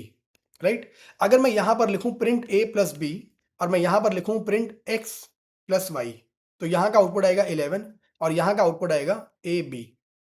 Right, तो अब समझने वाली बात यहां पर यह है कि मेथड जो ऑपरेटर था वो तो दोनों साइड में प्लस ही था. यहां पर भी प्लस था और यहां पर भी वो प्लस ही था. राइट, लेकिन दोनों साइड में बिहेवियर डिफरेंट है. वहां लेफ्ट साइड में यहां पर इसको न्यूमेरिकली ऐड किया जा रहा है और यहां पर दोनों को ज्वाइन किया जा रहा है, क्योंकि पाइथन के अंदर जब आप स्ट्रिंग क्लास, ये दोनों ऑब्जेक्ट हैं स्ट्रिंग क्लास के, जब आप स्ट्रिंग क्लास के अंदर जाकर के अंडरस्कोर अंडरस्कोर ऐड देखोगे तो वहां पर यूटिलिटी है ज्वाइनिंग की. इंटीजर क्लास में देखोगे तो वहां पर यूटिलिटी है न्यूमेरिकल एडिशन की. राइट, तो यहाँ पर बैकएंड में एग्जीक्यूशन क्या हो रहा है, और ये चीज़ें ऑलरेडी नोट्स में मेंशन्ड है. जब आप लोग ऑपरेटर ओवरलोडिंग, मेथड ओवरराइडिंग यहाँ पर रीड करोगे ना, तो उसका इन डेप्थ इंट्यूशन यहाँ पर ऑलरेडी मैंने दे रखा है कि कैसे काम करता है पाइथन में. जब आप इंटीजर्स को करते हो और जब आप किसी और क्लास पे करते हो, सब कुछ लिखा हुआ है. अभी बस मैं आपको समझा देता हूँ so that you can understand it better. वो ये होता है कि जब आपने लिखा एक्स प्लस वाई पाइथन के अंदर ना इंटीजर क्लास के ऊपर, तो प्लस ऑपरेटर को देखते ही पाइथन इंटीजर क्लास में जाएगा, underscore underscore add underscore underscore method को देखेगा और उस मेथड के अंदर जो भी यूटिलिटी लिखी होगी वो एग्जीक्यूट कर देगा. तो वहां पर यूटिलिटी लिखी होगी एडिशन की, न्यूमेरिक एडिशन की. लेकिन जब आप वही चीज स्ट्रिंग क्लास के साथ करोगे तो वो स्ट्रिंग क्लास में जाएगा, अंडरस्कोर अंडरस्कोर ऐड मेथड ढूंढेगा और उसके अंदर जो यूटिलिटी लिखी होगी वो एग्जीक्यूट कर देगा. सिमिलरली यही चीज जब आप फ्लोट क्लास के लिए करोगे तो अलग यूटिलिटी है. तो इस कॉन्सेप्ट को हम लोग बोलते हैं ऑपरेटर ओवरलोडिंग, कि ऑपरेटर तो एक ही था but it's behaviour is different for different classes. इसको हम लोग बोलते हैं ऑपरेटर ओवरलोडिंग. राइट, तो इसी तरीके से कोई भी बहुत सारे ऑपरेटर्स हम लोग ओवरलोड कर सकते हैं. जब आप माइनस करोगे, जैसे अगर आपने लिखा 2 मल्टीप्लाइड बाई 3 और यहां पर आपने लिखा a मल्टीप्लाइड बाई 3, तो a को 3 बार ही रिपीट करेगा स्ट्रिंग के टाइम पे, बट अगर आप इंटीजर के साथ लिखोगे तो वो न्यूमेरिकल मल्टीप्लिकेशन करेगा. राइट, तो that is the difference in the utility of one operator. तो this concept in Python is called operator overloading. Right, तो उसको प्रैक्टिकली अप्लाई करके देखते हैं. तो जैसे अभी हम लोगों ने ऊपर वाली क्लास में भी अंडरस्कोर अंडरस्कोर ऐड बनाया, तो वहां पर फ्रैक्शन की एडिशन की यूटिलिटी अलग तरीके से थी, इंटीजर्स होता तो अलग तरीके से होता. तो बस यूटिलिटी डिफरेंट है, ऑपरेटर सेम है. राइट, तो अगर आप ऑपरेटर ओवरलोडिंग को देखोगे, when we overload an operator we are telling Python how to interpret that operator when used with our own custom object class. Normally plus adds numbers, जैसे integer को add कर देता है, but we decided for fraction plus should add two fractions. So basically we are giving new meaning to the existing plus operator specifically for our own class. Right, तो this is called operator overloading. इसका और बेहतरीन definition और example इस वाले notes में दिया हुआ है गूगल डॉक्स में. Just go through it and you will understand it well. अब यहाँ पर एक और क्लास में बना रहा हूँ स्टूडेंट. उसके अंदर स्टूडेंट के पास दो एट्रीब्यूट है, नेम और मार्क्स, और ऐड नाम का एक मैं इनिट मेथड बना रहा हूँ, सॉरी मैजिक मेथड बना रहा हूँ, सेल्फ और अदर. उसके अंदर मैं क्या कर रहा हूँ, उन दोनों के मार्क्स को ऐड कर रहा हूँ. तो अब जब आप इस क्लास के दो ऑब्जेक्ट बनाओगे S1 और S2, और जब आप S1 प्लस S2 करोगे तो पाइथन क्या करेगा, S1 और S2 का डेटा टाइप देखेगा. तो डेटा टाइप इज स्टूडेंट, उस क्लास में जाएगा और अंडरस्कोर अंडरस्कोर ऐड मेथड को ढूंढेगा. जैसे ही वो मिलेगा तुरंत उसके अंदर जो यूटिलिटी है वो एग्जीक्यूट हो जाएगी. तो यानी कि सेल्फ डॉट मार्क्स, यानी कि फर्स्ट स्टूडेंट का marks 85, other dot marks, second student का marks that is 90 and the output will be 175। तो यहाँ पर उसका मैंने एक्सप्लेनेशन भी दे दिया है, तो you can just read it and understand it. So basically operator वही था, बट उसकी यूटिलिटी डिफरेंट हो गई for our own custom object, for our own class. तो this concept is called operator overloading, right? So I hope यहाँ तक हमें समझ आ गया है। So if you are with me and you are able to understand these concepts, so please hit the like button, subscribe to the YouTube channel, and this will motivate us and to record more quality content, do more research, and help you guys more, right? So please comments में भी बताइएगा आपको कैसा लग रहा है, आप समझ पा रहे हो कि नहीं, कोई डाउट्स हैं तो भी हम लोग डिस्कशन कर सकते हैं, ठीक है? तो अब यहाँ पर और भी मैजिक मेथड्स हैं, जैसे इनिट बना दिया मैंने, एस बना दिया, लेन बना दिया, ऐड बना दिया, ठीक है? तो बुक नाम का बुक क्लास का दो ऑब्जेक्ट बना रहे हैं, और अगर हम लोग इसको एस जब जैसे उसको प्रिंट में डालेंगे तो एस कॉल हो जाएगा, लेन डालेंगे तो लेंथ फंक्शन कॉल हो जाएगा, और रिटर्न सेल्फ डॉट पेजेस, उस बुक में कितने पेजेस हैं ये उसका जो एट्रीब्यूट है वो रिटर्न करना है। और जब जब ऐड करेंगे तो दोनों बुक्स के पेजेस को ऐड किया जाएगा, और उस तरीके से आउटपुट आएगा। तो ऑपरेट यही, this is the another example of dunder method as well as operator overloading. यहाँ पर बुक अलग क्लास है, उसके लिए प्लस का जो ऑब्जेक्ट है वो अलग तरीके से काम कर रहा है, पेजेस को काउंट करके ऐड कर रहा है, राइट? तो यूटिलिटी डिफरेंट है। तो इसी तरीके से हम लोगों को यहाँ पर समझ आ जाएगा operator overloading, right? And then we have already studied about static and the instance and class variables, right? तो जैसे वही एग्जांपल था व्हील्स, और ब्रांड और कलर सब क्लास के लिए अलग होगा बट व्हील सेम होंगे, तो instance variable, class variables, right? तो उसके और एग्जांपल्स हैं ऊपर के सारे कॉन्सेप्ट्स को इस्तेमाल करके, कुछ एक दो प्रोग्राम्स और, so that you can understand it well. जैसे अगर एम्प्लॉय क्लास है तो जितने भी एम्प्लॉय ऑब्जेक्ट्स होंगे, जितने भी एम्प्लॉयज़ होंगे इस कंपनी में, उन सब के लिए कंपनी का नाम सेम होगा, तो that is a class variable. But हर बंदे का नाम अलग होगा, डिपार्टमेंट अलग होगा, सैलरी अलग हो सकती है, मैनेजर अलग हो सकता है, वो एट्रीब्यूट्स अलग हैं, तो इंस्टेंस वेरिएबल, राइट? तो वही चीज़ यहाँ पर की जा रही है, राइट? तो I hope now we are able and we are able to understand till here, and सारे कॉन्सेप्ट्स अभी तक क्लियर हैं। एक और example for better understanding, do it, practice it, right? Now jumping to the next topic of encapsulation, ठीक है? Method overriding पे भी हम लोग आ जाएंगे। अब इनकैप्सुलेशन को थोड़ा प्रैक्टिकली समझते हैं, और इसका ऑलरेडी बहुत अच्छा मटेरियल, बहुत अच्छा एक्सप्लेनेशन आपको यहाँ पर मिल जाएगा। इनकैप्सुलेशन जब आप सर्च करोगे इस डॉक में, ये सो बेसिकली इनकैप्सुलेशन की डेफिनेशन मुझे जो बचपन में पढ़ाई गई थी, that is wrapping up the data and method that operate on the data into a single unit, that is a class. हमने रटा और एग्जाम में लिख दिया, पास हो गए, सब कुछ ठीक चल रहा था तब तक, जब तक इंडस्ट्री में इसका प्रैक्टिकल यूज केस नहीं कर पाए। राइट? तो इनकैप्सुलेशन का हिंदी में मतलब क्या होता है? हम लोग डेटा को हाइड करते हैं विद कंट्रोल्ड एक्सेस, और यहाँ पर एक बड़ा अच्छा इंट्यूशन दिया हुआ है इसके पीछे, कि इनकैप्सुलेशन के पीछे का इंट्यूशन क्या है, मैं आपको वो समझाने की कोशिश करता हूँ। लेट्स से आप किसी बैंकिंग सिस्टम की बात करते हो, राइट? तो उस बैंक के अंदर अलग अलग अकाउंट्स हो सकते हैं जो कि अलग अलग ऑब्जेक्ट्स माने जाएंगे, और हर ऑब्जेक्ट का, हर अकाउंट का अपना एक बैलेंस होगा, करेक्ट? तो अगर आप रैंडमली बैंक में जाओगे और पूछोगे भाई उस अक्षत का बैलेंस बताओ, तो वो नहीं बताएंगे। बट अगर उसी बंदे से बैंक का मैनेजर जाकर के पूछेगा तो शायद वो बता देगा। तो ये क्या बात हुई, नाइंसाफी है। बट इसी को कहते हैं कंट्रोल्ड एक्सेस। बैलेंस जो था that was a private variable, वो मेरे लिए प्राइवेट वेरिएबल था यार, मेरा पिन कोई किसी को क्यों बताएगा? मेरा बैलेंस आपको जान के क्या करना है? तो it is private to me, but bank manager को किसी ऑफिशियल पर्पस के लिए जरूरत पड़ सकती है, राइट? तो उनको, उनके लिए वो चीज प्राइवेट नहीं है, तो एक्चुअली वो प्राइवेट है लोगों के लिए, बट कंट्रोल्ड एक्सेस दिया गया है फॉर अथॉरिटेटिव पीपल और ऑथेंटिकेटेड पीपल, करेक्ट? तो यही चीज यहाँ लिखी हुई है, like how a bank account works. You can deposit or withdraw money through the bank official method, but you cannot just walk in and directly edit your account balance. आप अपना account balance खुद से जाकर edit नहीं कर सकते in their database.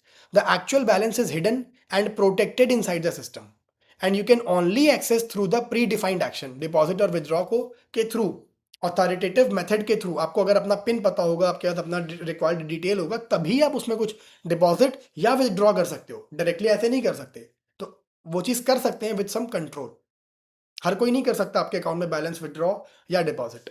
So this ensures that your money stays consistent and no one accidentally breaks the rule. Similarly, in programming, encapsulation means keeping the data like balance safe inside a class and allowing it access only through the controlled functions. तो उसके लिए हम लोग अगर balance को update करना है तो सेट मेथड बनाते हैं, बैलेंस को एक्सेस करना है तो गेट मेथड बनाते हैं. तो they are accessible but through controlled functions, right? So it's like putting up the lock on your data and giving users a proper key instead of letting them randomly go and mess with the machine, right? So that is the thing, concept. और आपको समझ आ जाएगा. तो यहाँ पर हमें समझना पड़ेगा पब्लिक वेरिएबल्स क्या होते हैं, जो कि कहीं पर भी एक्सेस हो सकते हैं.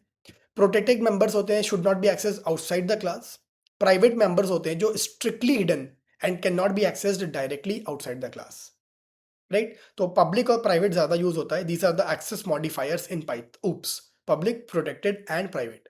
पब्लिक को डिफाइन करने के लिए कुछ अंडरस्कोर नहीं रखता, सेल्फ डॉट नेम. प्रोटेक्टेड के लिए सेल्फ डॉट अंडरस्कोर सैलरी एक अंडरस्कोर लगता है, और प्राइवेट के लिए दो अंडरस्कोर लगता है. ये सिंटेक्स हम लोग ऑलरेडी देख चुके हैं. पब्लिक वेरिएबल्स को कहीं पर भी एक्सेस किया जा सकता है, प्रोटेक्टेड को क्लास के अंदर और सब क्लासेस. जब इनहेरिटेंस पढ़ेंगे तो समझ आ जाएगा. बट प्राइवेट को केवल उस क्लास के अंदर एक्सेस किया जा सकता है नेम मैंगलिंग के थ्रू. अभी वो और समझेंगे. अब इसका पूरा इंट्यूशन, पूरा डेफिनेशन, पूरा डिस्क्रिप्शन आपको यहाँ पे मिल जाएगा कि जब आप अंडरस्कोर अंडरस्कोर सैलरी बनाते हो तब उसको डायरेक्टली एक्सेस ऐसे नहीं कर सकते. ऑब्जेक्ट का नाम डॉट अंडरस्कोर अंडरस्कोर एट्रीब्यूट का नाम, हम उसको गेटर और सेटर मेथड के थ्रू कर सकते हैं. इसका मतलब ये नहीं है कि नहीं कर सकते हैं, करना नहीं चाहिए, राइट? तो इनकैप्सुलेशन को अगर वैलिडेशन के साथ किया जाए तो हम लोग पिन विन मांग सकते हैं, उसके बाद ही लोगों को अलाउ करेंगे. बट एक बड़ा इंपॉर्टेंट डिस्क्रिप्शन यहाँ पर लिखा होगा. ओके, वो चीज़ मैंने कोड में लिख रखी है, आपको वहाँ पे दिखाता हूँ, ठीक है? तो अब इसी कोड को, ये जो हमारे पास ये वाला कोड था एम्प्लॉय वाला, इसको देखते हैं यहाँ पर. इनकैप्सुलेशन, ये तो एटीएम वाला प्रोग्राम था. ओके, ठीक है. अब इस फटाफट इस प्रोग्राम को समझते हैं और इनकैप्सुलेशन को और बेहतरीन तरीके से समझ पाएंगे. तो लेट्स से हम लोग एक क्लास बना रहे हैं एटीएम. अब किसी भी एटीएम कार्ड में या एटीएम मशीन में दो चीज़ें इंपॉर्टेंट होती हैं, एक उसका पिन और एक इसका बैलेंस. तो मैंने उसको एट्रीब्यूट में डाल दिया पिन और बैलेंस. इनिशियली पिन नल है और बैलेंस जीरो है. और ये सब करने के बाद इनिट के अंदर ही सेल्फ डॉट मेन्यू कॉल कर दिया. मेन्यू में क्या हम दिखा रहे हैं, डिफाइन अंडरस्कोर अंडरस्कोर मेन्यू. अब जिस मेथड के आगे भी अंडरस्कोर अंडरस्कोर लगा है वो भी एक प्राइवेट मेथड है, राइट? तो this method is private using double underscore, ठीक है? मेन्यू में हम लोग यूजर को इनपुट दे रहे हैं, इनपुट ऑप्शंस दे रहे हैं basically. How would you like to proceed? Enter 1 to create pin, enter 2 to deposit, enter 3 to withdraw, enter 4 to check balance and enter 5 to exit. Simple. अगर यूजर ने जो भी इनपुट दिया उसके अकॉर्डिंग हम लोग अलग अलग मेथड्स को कॉल कर रहे हैं. Self dot create pin, self dot deposit, self dot withdraw, self dot check balance. तो ये चार यूटिलिटी मैं अपने एटीएम प्रोग्राम में दे रहा हूँ कि यूजर अपना पिन क्रिएट कर सकता है, डिपॉजिट कर सकता है पैसा, विदड्रॉ कर सकता है और बैलेंस चेक कर सकता है. ठीक है जी. जो भी यूजर ऑप्शन चूज करेगा उसके हिसाब से ये वाला इफ एल्स एग्जीक्यूट होकर के वो मेथड कॉल हो जाएगा. अब पहला मेथड बना रहा हूँ क्रिएट पिन. तो उसमें मैंने यूजर से पूछा भाई अपना पिन बताओ, और चूंकि वो प्राइवेट वेरिएबल है तो उसको एक्सेस भी कैसे करेंगे, self dot underscore underscore pin, like this. See, the syntax is very important here. तो जब प्राइवेट वेरिएबल अपने बनाया डबल अंडरस्कोर के साथ है तो उसको यूज भी डबल अंडरस्कोर के साथ ही करेंगे. ठीक है, तो पिन सेट सक्सेसफुली. दूसरा मेथड बनाया मैंने डिपॉजिट. तो पिन मांगा यूजर से पहले कि भाई डिपॉजिट करने से पहले पिन तो दो. जब उसने पिन दिया मैंने चेक किया क्या वो सेल्फ डॉट पिन के बराबर है, क्या वो करंट एटीएम जो ऑब्जेक्ट है, करंट एटीएम कार्ड है, क्या उसके पिन के बराबर है. इफ यस तो डिपॉजिट करने के लिए अलाउ कर दिया और बैलेंस को अपडेट कर दिया. Self dot underscore underscore balance is equal to plus is equal to deposit amount. तो पहले लेट्स से 1000 रुपीज थे, 2000 रुपये डिपॉजिट हुए तो 1000 प्लस 2000, टोटल बैलेंस अब कितना हो गया, 3000, राइट? और अदरवाइज अगर पिन गलत है तो आई एल से रॉन्ग पिन. तो ये सिंपल पाइथन का कोर लॉजिक है, कंडीशनल स्टेटमेंट, ये सब हम ऑलरेडी पढ़ चुके हैं. अगर आपको फंक्शंस में, फंक्शन बनाने में या इफ एल्स कंडीशनल स्टेटमेंट में कुछ इश्यूज है, कुछ प्रॉब्लम्स आती हैं तो please refer to the playlist, और आपको वहाँ पर ज़्यादा बेहतर तरीके से ये चीज़ें समझ आ जाएंगी. And then come back here. फिर विड्रॉ. विड्रॉ के अंदर भी सेल्फ डाला कि किस एटीएम कार्ड से पैसे विड्रॉ करने हैं, रेफरेंस देने के लिए. फिर पिन पूछा, अगर पिन सही है तो विड्रॉ करने, अमाउंट पूछा कितना विड्रॉ करना है. फिर चेक किया क्या उतना अमाउंट बैलेंस में अकाउंट में है भी या नहीं. अगर है तो विड्रॉ करके बैलेंस को घटा दिया. पहले 2000 रुपये थे, 1000 रुपये विड्रॉ कर लिए गए, तो 2000 माइनस 1000, 1000. और मैंने मैसेज दिया विड्रॉ सक्सेसफुली. अदरवाइज अगर बैलेंस नहीं है उतना अमाउंट में तो इनसफिशियंट फंड. और अगर पिन गलत है तो wrong pin, please try again. और चेक बैलेंस में भी वही पिन पूछा, अगर पिन सही है तो your balance is self dot underscore underscore balance, otherwise wrong pin. तो ये मैंने एक एटीएम क्लास सिंपल सी बना दी है. अब इसको बहुत ध्यान से इसको एग्जीक्यूट कर लेते हैं. अब यहाँ पर मैं इसका पहला एक ऑब्जेक्ट बना रहा हूँ, H D F C card है मेरे पास, एट इक्वल टू एटीएम. तो ये जैसे ही ऑब्जेक्ट बनेगा, अब now this object can access the method and data of our class like balance pin etcetera, और anyone can change it also which should not be allowed. अब मैं आपको दिखाता हूँ इसको चेंज कैसे कर सकते हैं। अभी यहाँ पर पूछ रहा है inter one two create pin, मैंने 1 डाला, तो विन पिन मान लो मैंने डाला 1 2 3 4, ठीक है। अब यहाँ पर अगर मैं H D F C dot लिखूँ, तो ऑब्जेक्ट का नाम डॉट, तो देखो मुझे को क्या क्या दिखा रहा है, check balance, create pin, deposit, withdraw, correct. जो प्राइवेट वेरिएबल से बैलेंस और पिन वो यहाँ पर दिखा नहीं रहा है। That is the concept of encapsulation. यहाँ पे वो चीज हिडन हो गई एक तरीके से। बट अगर मैं इसको ऐसा लिखूं, H D F C dot underscore underscore balance, okay, पहले तो एक बार इसको प्रिंट करा लेता हूं। ये देखिए, H D F C dot, आपको भी मैं दिखाता हूं पहले, अंडरस्कोर अंडरस्कोर बैलेंस, तो ये बता रहा है कि इस एटीएम क्लास के पास कोई बैलेंस नाम का एट्रीब्यूट है ही नहीं, राइट। अब देखते हैं, H D F C dot deposit किया, तो डिपॉजिट के लिए मेरे से पिन मांग रहा है 1 2 3 4, सही पिन डालता हूँ मैं, और 1,000 रुपये डिपॉजिट करने फॉर एग्जाम्पल, तो मेरे अकाउंट में 1,000 रुपये डिपॉजिट हो गए। अब इसी ऑब्जेक्ट के थ्रू अगर मैं H D F C dot display, क्या नाम था, check balance, actually check balance call करता हूँ, तो मुझे पिन पूछ रहा है 1 2 3 4, तो मुझे बता रहा है your balance is 1,000। That's good. ऐसे ही तो काम करता है एटीएम।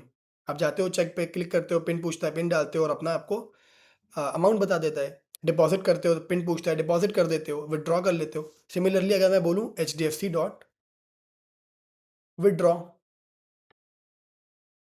तो पिन पूछ रहा है, अगर मान लो मैंने गलत पिन डाल दिया तो क्या होगा, सेज रॉन्ग पिन। दोबारा कॉल करता हूँ इसको, enter your pin 1 2 3 4, correct pin डालता हूँ, पूछ रहा है कितना विड्रॉ करना है, 700 रुपये, तो 700 विड्रॉन सक्सेसफुली। और अगर दोबारा बैलेंस चेक करूंगा, तो अब आप देखना ध्यान से क्या होता है। अब नाउ योर बैलेंस इज 300, तो परफेक्टली फाइन। जिस तरीके से एक रियल एप्लीकेशन काम करती है वैसे ही हमारा प्रोग्राम काम कर रहा है। बट अब इश्यूज कहां पर आएंगे, तो वो ध्यान से देखने वाली बात है। अगर कोई आए और लिखे H D F C dot underscore underscore balance is equal to 10,000, currently balance 1,000 है, 700 है, याद रखिए, 300 है, याद रखिएगा, 300। बट अगर कोई आकर के H D F C dot underscore underscore balance is equal to 10,000 कर देता है, तो what Python will do, it will create a new variable as it cannot update the private variable, right? तो क्योंकि वो प्राइवेट वेरिएबल है, Python उसको access नहीं कर सकता, तो वो क्या करेगा, एक नया वेरिएबल बनाएगा इस तरीके से कुछ, इस मतलब ये मैं बैकएंड बता रहा हूँ। फ्रंट एंड में तो आपको लगेगा कि वही बैलेंस वेरिएबल अपडेट हो गया क्योंकि इसने एरर नहीं दिया, लेकिन पाइथन बैकएंड में क्या करेगा वो समझने वाली बात है। वो एक नया वेरिएबल बनाएगा, एच डी एफ सी यानी कि ऑब्जेक्ट का नाम, डॉट अंडरस्कोर क्लास का नाम, डॉट डबल अंडरस्कोर वेरिएबल का नाम, इस नाम से एक नया वेरिएबल बना करके उसकी वैल्यू बनाएगा 10,000। तो बाहर सामने से देखने में आपको लगेगा कि ये बैलेंस अपडेट हो गया, लेकिन ये तो अपडेट होना नहीं चाहिए था, तो नहीं हुआ एक्चुअली। बैकएंड में एक नया वेरिएबल बन गया by this name, H D F C dot underscore A T M dot underscore underscore balance, और here we are changing this which is different from this, right. तो these are two different variables actually, right. तो private variable हमारा इस तरीके से store होता है, उसको एक्सेस नहीं, उसको चेंज नहीं कर रहे हैं, हम एक नया वेरिएबल बना दे रहे हैं इस नाम से, उसको चेंज किया जा रहा है। तो अगर आप देखोगे H D F C dot underscore underscore balance 10,000 किया, प्रिंट किया इसको, और print H D F C dot check balance करते हैं, तो क्या क्या होता है। तो देखो H D F C dot underscore underscore balance तो सीधे 10,000 प्रिंट हो गया। अब चेक बैलेंस में दोबारा जाके 1 2 3 4 में करूंगा, तो आप देखोगे करंट बैलेंस अभी भी 300 ही है, क्योंकि जो हमारा वो वेरिएबल था वो इस तरीके से स्टोर था, H D F C dot underscore A T M dot underscore underscore balance. अगर आप इसको अलग से आकर के चेंज करोगे, ये देखो, ये जब आपने प्रिंट करा तो ये भी 300 ही है। अब अगर आप इसको अलग से आकर के चेंज करोगे, जिस तरीके से वो बैकएंड में स्टोर है उसी को आकर के चेंज कर दोगे, तब जरूर प्राइवेट वेरिएबल चेंज हो जाएगा, राइट। ध्यान से देखो मैंने क्या बोला, जो प्राइवेट वेरिएबल मैंने यहाँ पर बनाया है ऊपर, अंडरस्कोर अंडरस्कोर बैलेंस, ये देखिए, ये वाला, ये पाइथन में कैसे स्टोर हो रहा है, इस तरीके से, ऑब्जेक्ट का नाम डॉट क्लास का नाम डॉट वेरिएबल का नाम। अगर किसी को ये बात पता चल जाती है, जो पढ़े लिखे लोग हैं जिनको ऑब्जेक्ट ओरिएंटेड प्रोग्रामिंग आती है, उनको ये बात पता होगी शायद, तो उनके लिए ये चीज़ एक्सेस करना बहुत ईजी है। अगर वो डायरेक्टली ऐसे एक्सेस कर लेंगे तो वो आपका बैलेंस देख भी सकते हैं और अपडेट भी कर सकते हैं। राइट? तो दैट इज वेयर पीपल से कि पाइथन में there nothing is truly private. सचमुच कुछ भी प्राइवेट नहीं होता, क्योंकि आप इसको भी अभी भी देखो डायरेक्टली एक्सेस नहीं कर सकते, लेकिन अगर आपको बैकएंड पता चल जाएगा कि पीछे कैसे स्टोर होती है चीजें, तो लोग एक्सेस कर सकते हैं। तो nothing in Python is truly private, right? तो this is the concept of encapsulation. आपने बैलेंस का एक्सेस तो दिया, बट सिर्फ अथॉरिटेटिव पीपल को after asking the pin, right? तो उसको एक्सेस करने के लिए रिकमेंडेड हमेशा होता है हम दो अलग अलग क्लासेस बनाएं, सेट और गेट।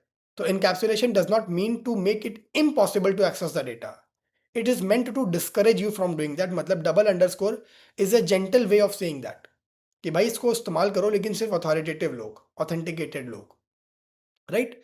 तो we can use getter and setter methods to access and update the values of the private variables. तो जैसे अगर ये एक और क्लास बनाते हैं एम्प्लॉय, उसके अंदर उसका नेम पब्लिक है, डिपार्टमेंट प्रोटेक्टेड और सैलरी प्राइवेट है, ठीक है? तो शो कर दिया नॉर्मली। अब गेट सैलरी जब आप करोगे, तो वो returns self dot underscore underscore salary कर रहे हो, तो ये गेटर मेथड है, गेट मेथड या गेटर मेथड बोलते हैं। सेट अगर सैलरी चेंज करनी है तो सेट अंडरस्कोर सैलरी। तो सेल्फ किसकी सैलरी चेंज करनी है और कितने अमाउंट से चेंज करनी है। पहले 10,000 सैलरी थी, अब 15,000 हो गई। तो if amount is greater than zero, then the private variable is equal to amount.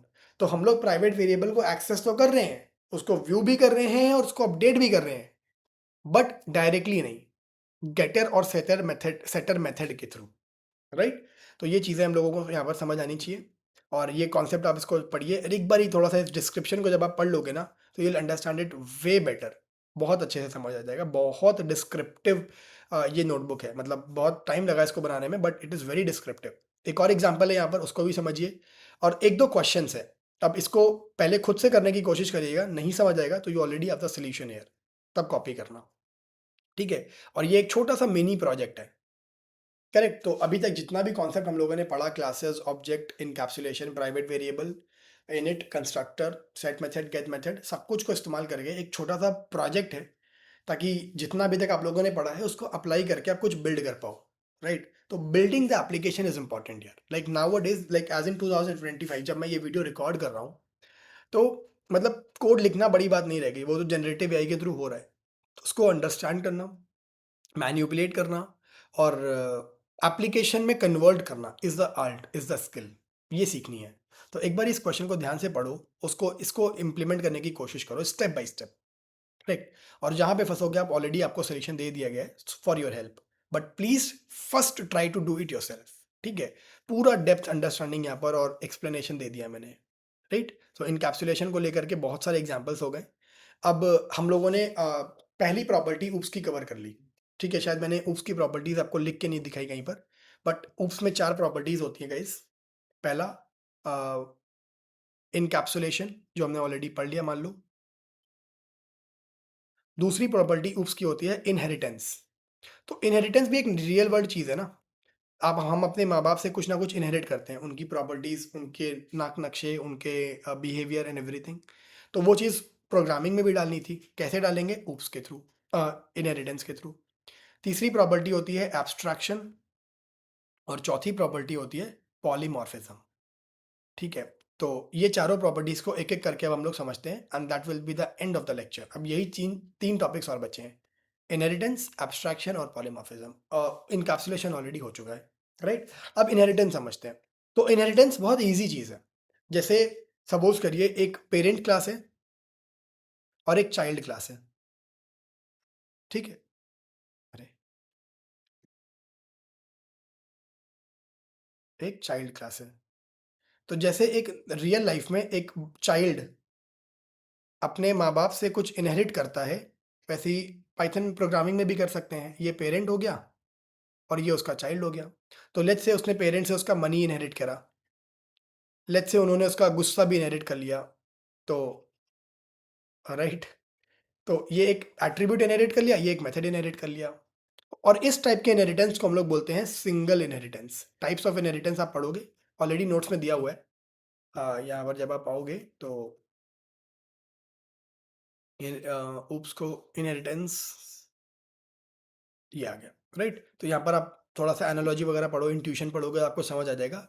और क्यों यूज़ करते हैं? ताकि कोड रीयूजेबल हो सके। जो चीज़ के लिए मेहनत, जैसे सपोज करिए आपके फादर ने बहुत मेहनत करके 100 करोड़ का बिजनेस डेवलप किया, तो अब आप स्क्रैच से कोई बिजनेस को शुरू करके दोबारा 100 करोड़ नहीं कमाओगे। आप उनसे वो चीज़ें इनहेरिट करके उसको 200-500 करोड़ में कन्वर्ट करोगे, तो रीयूजेबिलिटी के लिए, एक्सटेंसिबिलिटी के लिए, कि उस चीज़ को और आगे बढ़ाना है, राइट। लॉजिकल हायरार्कीज और रिड्यूस डुप्लीकेसी रिडंडेंसी, राइट। तो ये चीज़ें टाइप्स ऑफ इनहेरिटेंस जब आप पढ़ोगे ना, तो यू विल सी पहला होता है सिंगल इनहेरिटेंस। जब एक चाइल्ड का एक पेरेंट होता है उसको बोलते हैं सिंगल इनहेरिटेंस। मल्टीपल इनहेरिटेंस क्या होता है फिर? मल्टीपल इनहेरिटेंस होता है जब आप अपने कुछ प्रॉपर्टी अपनी मम्मी से और कुछ प्रॉपर्टी अपने पापा से इनहेरिट करिए। ये चाइल्ड है, तो कुछ चीज़ें मम्मा से कुछ चीज़ें पापा से, तो इसको बोलते हैं मल्टीपल इनहेरिटेंस, ठीक है। तीसरा होता है मल्टी लेवल इनहेरिटेंस, कि आपने कुछ चीज़ें अपने फादर से करी इनहेरिट, लेकिन कुछ चीज़ें अपने दादाजी से इनहेरिट कर ली, राइट। तो ये चाइल्ड क्लास हो गया, इसने कुछ चीज़ें अपने पापा से इनहेरिट करी और कुछ चीज़ें अपने दादाजी से इनहेरिट कर ली, इसको बोलते हैं मल्टी लेवल इनहेरिटेंस, करेक्ट। और उसके बाद एक होता है hybrid, the mix of all, right. Parent ने चाइल्ड से और चाइल्ड ग्रैंड चाइल्ड से भी, ग्रैंड चाइल्ड ने कुछ चीज़ें चाइल्ड से और कुछ चीज़ें उनके पेरेंट्स से इनहेरिट कर ली। और हाइब्रिड होता है जब हम लोग इनका कॉम्बिनेशन कर लेते हैं, लाइक मल्टीपल इनहेरिटेंस है, आपने कुछ चीज़ें अपने दादाजी से, कुछ चीज़ें अपने पापा जी से, कुछ चीज़ें अपनी मम्मा जी से, तो मल्टीपल और मल्टी लेवल, उसका कॉम्बिनेशन को हम लोग बोलते हैं हाइब्रिड, करेक्ट। तो अब डायरेक्टली आ जाते हैं कोडिंग पे। बहुत ईजी है, मज़ा आएगा आपको सीखने में। सिंपल इम्प्लीमेंटेशन ऑफ इनहेरिटेंस दिखाता हूँ।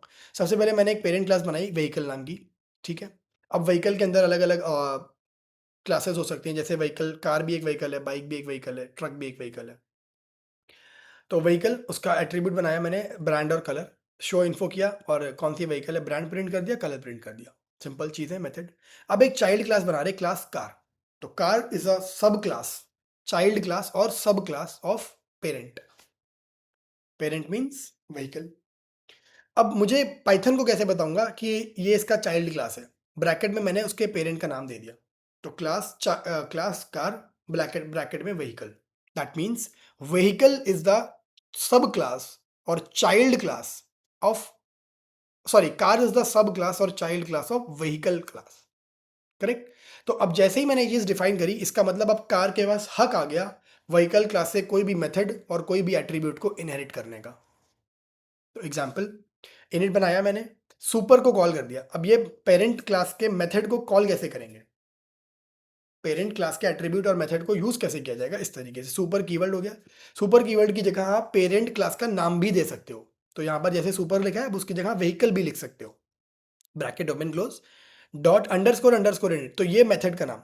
जो भी मेथड आप सुपर क्लास से इनहेरिट करना चाहते हो, उस मेथड का नाम और उसके अंदर के आर्ग्यूमेंट्स।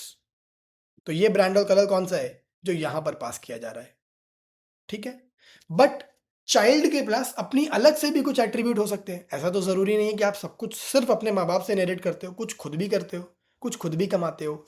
तो लेट्स से फ्यूल टाइप एक ऐसा एट्रीब्यूट है जो कार क्लास का अपना है, क्योंकि व्हीकल में अलग अलग फ्यूल टाइप हो सकते हैं ना। अब मैं सबको तो डीजल गाड़ी नहीं बना सकता, सबको सीएनजी बेस्ड गाड़ी नहीं बना सकता, सबको पेट्रोल व्हीकल नहीं बना सकता।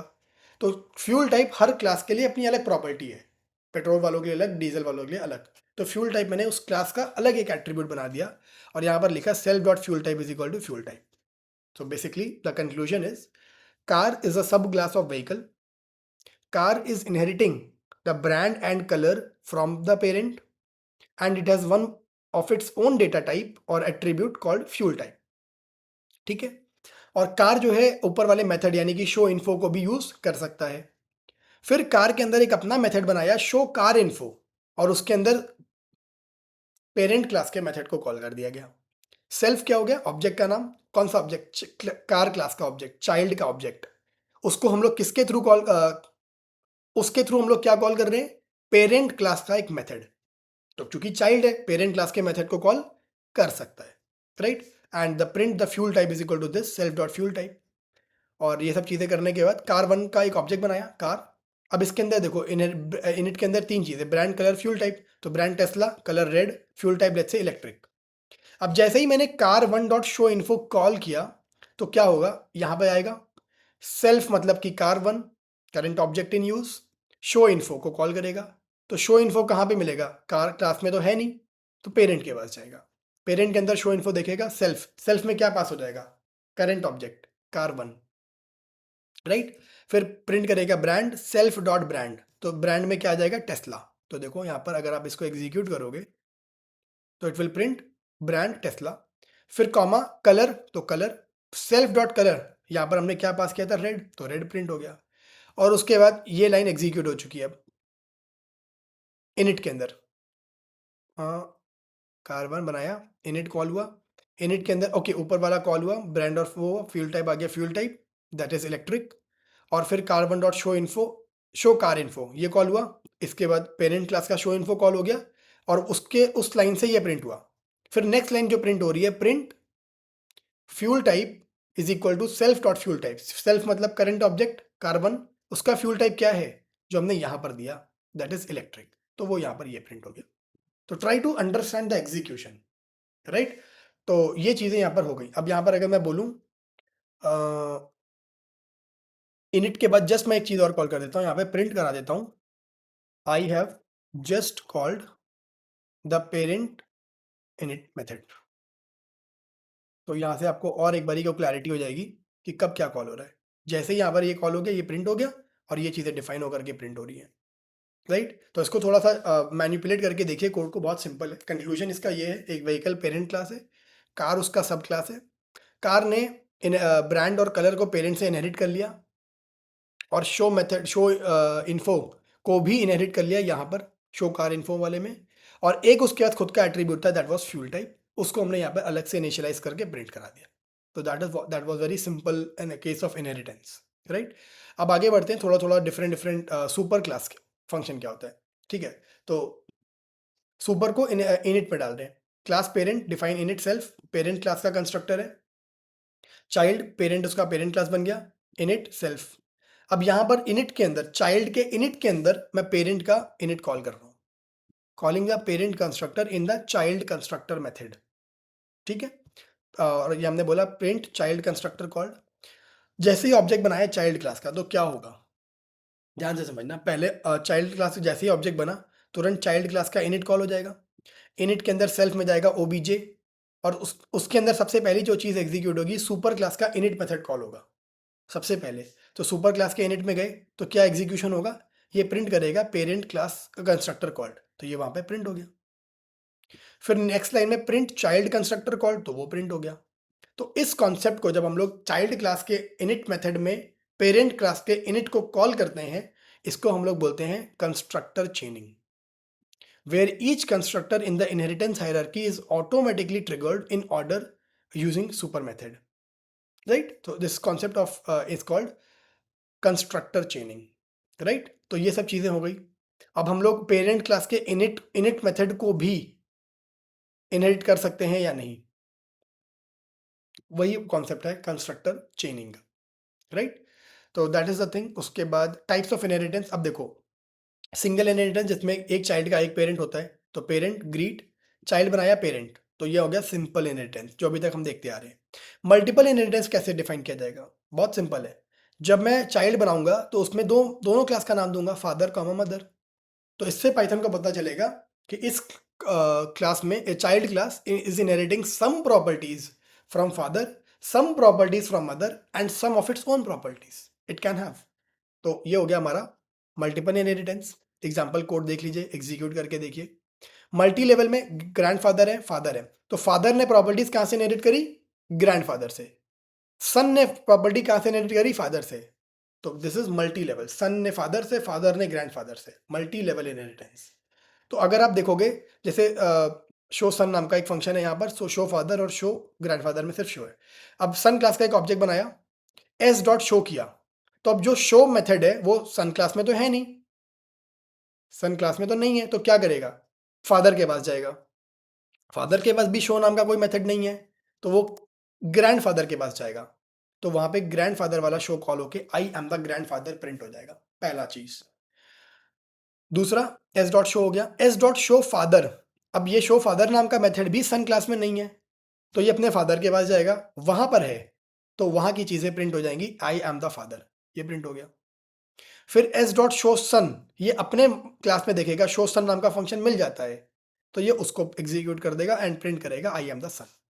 सो बेसिकली द पॉइंट इज जो मेथड या जो एट्रीब्यूट एक चाइल्ड क्लास के पास खुद का होगा वो अपना यूज करेगा, जब वो चीज खुद के पास नहीं होगी then it will go to the parent class और grandparent class to ask.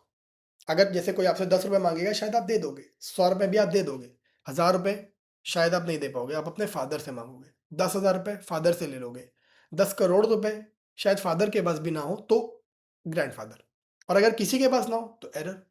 For example अगर यहाँ पर एस एक ऐसा मेथड को कॉल कर लेता है एस डॉट एक्स, वो एरर दे देगा, son object has no attribute called X, ना वो उसके पास है, ना उसके फादर के पास है, ना उसके ग्रैंडफादर के पास है, राइट। तो this is the concept of inheritance.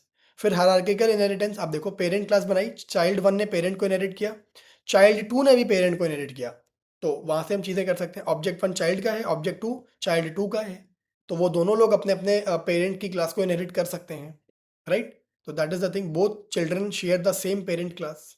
Hybrid inheritance में देखो फीचर ए है, सॉरी क्लास ए है, फिर बी ने ए को इनहेरिट किया, बी ने ए को इनहेरिट किया, सी ने भी ए को इनहेरिट किया, तो मतलब ए को दो लोग इनहेरिट कर रहे हैं, बी और सी। फिर डी ने बी और सी को इनहेरिट कर लिया, तो ये हाइब्रिड बन गया यहाँ पर, राइट। तो इसको आप एग्जीक्यूट करके देखोगे तो इसका आउटपुट आप समझ पाओगे, राइट। तो जैसे डी क्लास है, डी का फीचर ए, अब डी अपने में जाएगा क्लास में, यहाँ पर फीचर ए तो नहीं है, तो ये बी और सी को एक्सेस कर सकता है, तो ये बी में जाएगा, वहां पर भी फीचर ए नहीं है, सी में जाएगा, वहां पर भी फीचर ए नहीं है, तो लेकिन सी और बी के पास एक चीज का एक्सेस है दैट इज क्लास ए, तो ये लोग क्लास ए में देख सकते हैं, यहां पर फीचर ए जरूर मिल जाएगा, तो ये पहली लाइन प्रिंट हो जाएगी फीचर ए, ये देखिए, राइट। फिर D dot feature B, D अपने क्लास में जाएगा, वहां पर फीचर बी नहीं मिलेगा, लेकिन वो बी वाली क्लास को एक्सेस कर सकता है और सी को एक्सेस कर सकता है, तो बी में देखेगा फीचर बी है क्या, हाँ है भाई, वो प्रिंट कर देगा, and so on and so forth, feature C feature D. But अब यहां पर एक चीज मेरे मन में भी डाउट आई थी पहले और आपके मन में भी आनी चाहिए, अगर जो डी क्लास है वो बी और सी दोनों को एक्सेस कर सकता है तो वो पहले किसके पास जाएगा। जैसे अगर आपको कोई प्रॉब्लम होगी तो आप अपने पेरेंट्स के पास जाओगे, लेकिन किसके पास पहले जाओगे, मम्मी के पास या पापा के पास? कमेंट करके जरूर बताना, राइट। तो इसको हम लोग, इस कॉन्सेप्ट को हम लोग पाइथन में डिफाइन करते हैं by the concept called method resolution operator, MRO, right. तो अगर एक मेथड और के पास दो मल्टीपल पेरेंट क्लास है तो एमआरओ डिसाइड करता है कौन सा पहले एक्सेस होगा, method resolution order, right. It defines the order in which the Python looks for a method और attribute when it is called on an object, particularly when the multiple classes are involved in inheritance। इसका classic use case multiple inheritance में होगा, क्योंकि multiple inheritance में एक child class multiple parent को inherit करती है, तो जब उसके पास खुद का कोई एट्रीब्यूट या मेथड नहीं होगा तो वो किसको कॉल करेगा पहले, राइट। तो वो देखते हैं, यहाँ से देखिएगा क्लास ए बी ए को इनहेरिट कर रहा है, सी ए को इनहेरिट कर रहा है, और डी बी और सी दोनों को इनहेरिट कर रहा है। तो अब अगर इसका आपको एमआरओ देखना है तो डी क्लास का क्लास का नाम डॉट एमआरओ अगर आप कॉल करोगे तो इट विल गिव यू कि पहले वो डी में जाएगा, डी में नहीं मिलेगा तो बी में जाएगा, फिर सी में जाएगा और तब ए में जाएगा, राइट। तो वो आपको एमआरओ का मेथड दे सकता है, राइट। तो जो क्लास आपने देखो बी पहले एक्सेस हो रही ना, क्योंकि यहाँ पर आपने बी को पहले लिखा हुआ है, तो जो क्लास आप पहले लिखोगे उसके बाद वो पहले जाएगा, that is a simple rule. तो डी क्लास सबसे पहले खुद में ढूंढेगा, नहीं मिलेगा तो बी में, नहीं मिलेगा तो सी में, अदरवाइज तब ए में, क्योंकि बी और सी ए को इनहेरिट कर सकते हैं, कर रहे हैं, राइट। तो that is the thing. So this is about method resolution order, right. तो ये सब एक एग्जाम्पल्स और हैं पढ़ने के लिए, राइट।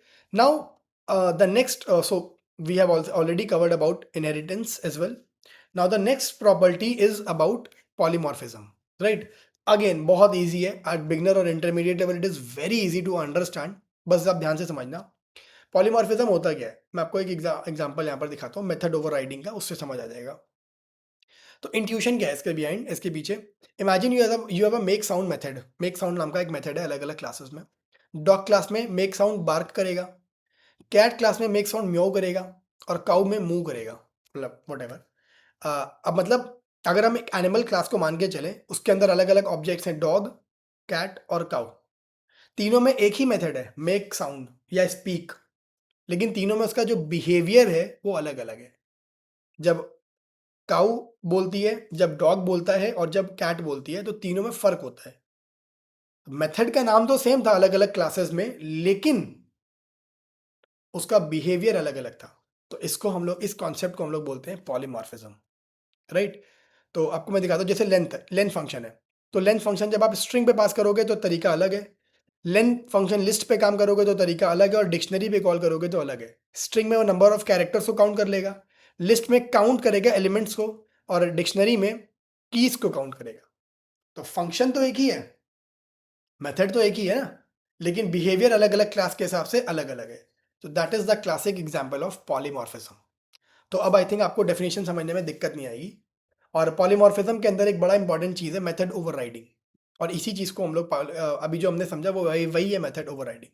तो व्हेन अ सब class defines a method with the same name as method in the parent class, मतलब जब पेरेंट और चाइल्ड के पास सेम नाम का मेथड है, but the sub class version replaces it और ओवरराइड द पेरेंट वर्जन, तो उसको हम लोग बोलते हैं मेथड ओवरराइडिंग।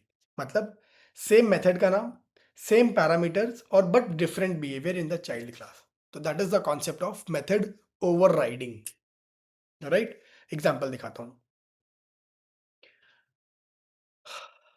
ओके, यहाँ पे देखिए, एनिमल क्लास बनाई, मेक साउंड उसका एक फंक्शन बनाया, और some generic animal sound. But जब एनिमल क्लास का एक सब क्लास बनाया डॉग, तो मेक साउंड में जब आप देखोगे तो वो बार्क करेगा या वूफ वूफ करेगा। कैट उसी एनिमल क्लास की एक सब क्लास और है, बट वो मियाऊ मियाऊ करेगी। डॉग अलग तरीके से बात कर रहा है, कैट अलग तरीके से बात कर रही है, काऊ अलग तरीके से बात करेगी, बर्ड अलग तरीके से बात करेगी। मगर इन सब का एक कॉमन पेरेंट है एनिमल, प्रजाति तो एक ही है ना, एनिमल। तो एक ही प्रजाति के अलग अलग classes, subclasses, child classes are behaving different, having the same method name, same parameters, but different nature, right? So that is the concept of method overriding, which is runtime polymorphism, right? So I hope आपको यहाँ तक ये चीज समझ आ गई होगी। Here the same method name make sound behaves differently depending upon the object at the runtime, right? तो practical use case है, जैसे पेमेंट सिस्टम है, मेक पेमेंट, और यहाँ पर मेक पेमेंट हमने किया क्रेडिट कार्ड से, यूपीआई से और नेट बैंकिंग से। तो होगी तो सब में पेमेंट ही, बट सबका तरीका अलग अलग होगा। क्रेडिट कार्ड में आपको एक तरीके से लोन मिल गया, यूपीआई पेमेंट में तुरंत एक्सेस हो गया, नेट बैंकिंग में शायद एनईएफटी आरटीजीएस करोगे तो कुछ सेकंड्स लग जाएंगे। सबकी लिमिट्स अलग अलग होंगी। यूपीआई से आप एक समय में कुछ लिमिटेड अमाउंट भेज सकते हो, और नेट बैंकिंग से कुछ लिमिटेड अमाउंट भेज सकते हो। तो मेथड सब में सेम है सारी चाइल्ड क्लासेस में, लेकिन बिहेवियर अलग अलग है, राइट। तो this is the thing. And method overriding, तो अलग अलग एग्जांपल्स आपको मैंने दे दिए मेथड ओवरराइडिंग के। ऑपरेटर ओवरराइडिंग हम ऑलरेडी समझ चुके हैं। तो these comprises the properties of polymorphism in OOPs, correct. तो I think that was majorly all of the concepts which we wanted to study. And at the end pass by reference हम already जब से use कर रहे हैं। जब आप किसी क्लास के मेथड को कॉल करते समय ऑब्जेक्ट का रेफरेंस देते हो, तो you are calling that method by giving the reference to the object। Example देखो, जैसे कस्टमर क्लास बनाई, उसका ये एट्रीब्यूट और मेथड बना दिया, ग्रीटिंग्स उसके अंदर एक मेथड है। कस्ट क्लास का एक ऑब्जेक्ट बनाया, कस्टमर क्लास का कस्ट नाम से एक ऑब्जेक्ट बनाया, और जब मैं उसको मेथड को कॉल कर रहा हूं तो मैं यहाँ पर कस्ट दे रहा हूं। कस्ट क्या है? उस ऑब्जेक्ट का एक रेफरेंस, करेक्ट। तो that is nothing but the concept of pass by reference, right. तो अगर आप इसको डेफिनेशन वाइज देखोगे, एसबीआई जैसे हमने एटीएम क्लास बनाई थी, SBI is a reference to that object, to that class, so that we can use this object later. Here we are just passing the reference to our class object as an argument in a function. ये function था greetings, और यहाँ पे greetings में आप देखोगे customer class का नाम दिया हुआ है। तो जब मैं उसको कॉल करूंगा तो उसी क्लास का कोई रेफरेंस दूंगा। क्लास का रेफरेंस मतलब क्या? ऑब्जेक्ट। तो ये कस्ट क्या है? ऑब्जेक्ट का नाम। या कस्ट वन क्या है? ऑब्जेक्ट का नाम। तो that is the concept of pass by reference. मतलब जब हम किसी फंक्शन को कॉल करते समय उसमें किसी क्लास के ऑब्जेक्ट को, किसी क्लास के रेफरेंस को एज पैरामीटर और एज आर्ग्यूमेंट देते हैं, तो that is when we use pass by reference, right? So this is just a classic example of pass by reference, and I believe that this is all which we had to study in oops, right?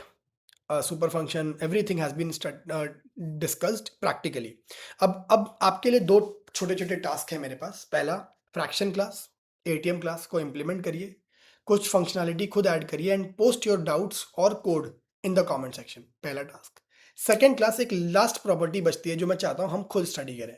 Because guys, to be very honest, as a trainer what I have observed is कि बच्चे ना मतलब चाहते हैं कि उनको teacher सब कुछ पढ़ा दे, पॉलीमॉर्फिज्म हमने डिस्कस कर लिया, हम खुद से कुछ मेहनत ना करें। बट प्लीज़ ऐसा मत करो। जब तक आपके अंदर सेल्फ अंडरस्टैंडिंग की कैपेबिलिटी नहीं होगी ना, सेल्फ लर्निंग की, सेल्फ एक्सप्लोरेशन की कैपेबिलिटी नहीं होगी ना, तो you are of no use. हर दिन आप जब इंडस्ट्री में जाओगे, हर दिन नए नए चैलेंजेस फेस करोगे, नए नए तरीके के एरर्स देखोगे। अगर आपको उसको हैंडल करना नहीं आ रहा, उस पर रिसर्च करके उसको सॉल्व करना नहीं आ रहा ना, तो it is of no use. Trust me, it is of no use. Correct. तो please try to do one this assignment which I am giving to you. Read about abstraction. Abstraction क्या होता है, उसका एक छोटा सा प्रोग्राम बनाइए और अपनी अंडरस्टैंडिंग को उस प्रोग्राम के साथ कमेंट सेक्शन में ज़रूर डालिए, so that I can know that okay, इतना मेहनत करने के बाद जो ये ट्यूटोरियल मैंने बनाया है, इससे आपको कुछ बेनिफिट हो रहा है, राइट? और आपको तो खुद को कॉन्फिडेंस आएगा ही आएगा, राइट? तो these are the two assignments. Do it and post your solutions and doubts or any questions in the comment section. And that's all for this video. And I'll see you in the next video. Probably I'll create one or two projects using OOPS. ATM class बना सकते हैं, fraction अपना खुद का data type बना सकते हैं, या आई सी सम बिगिनर और इंटरमीडिएट लेवल के लिए क्या प्रोजेक्ट्स अच्छे होंगे, ताकि उससे आप थोड़ा रियल वर्ल्ड एप्लीकेशन भी सीख सको। Correct. So that is my goal, and I'll try to create this project as soon as possible and upload it on the channel. I hope you have watched this video till the end, and I hope you liked it. You understood a lot of concepts from this video. So अगर आपको genuinely इस video से कुछ सीखने को मिला हो और समझने को मिला हो, आपको अच्छा लगा हो, तो please like this video, share it with your friends, and subscribe to the YouTube channel. And I will see you in the next video. For now, uh, please practice, right? So that's all. Thank you so much, guys.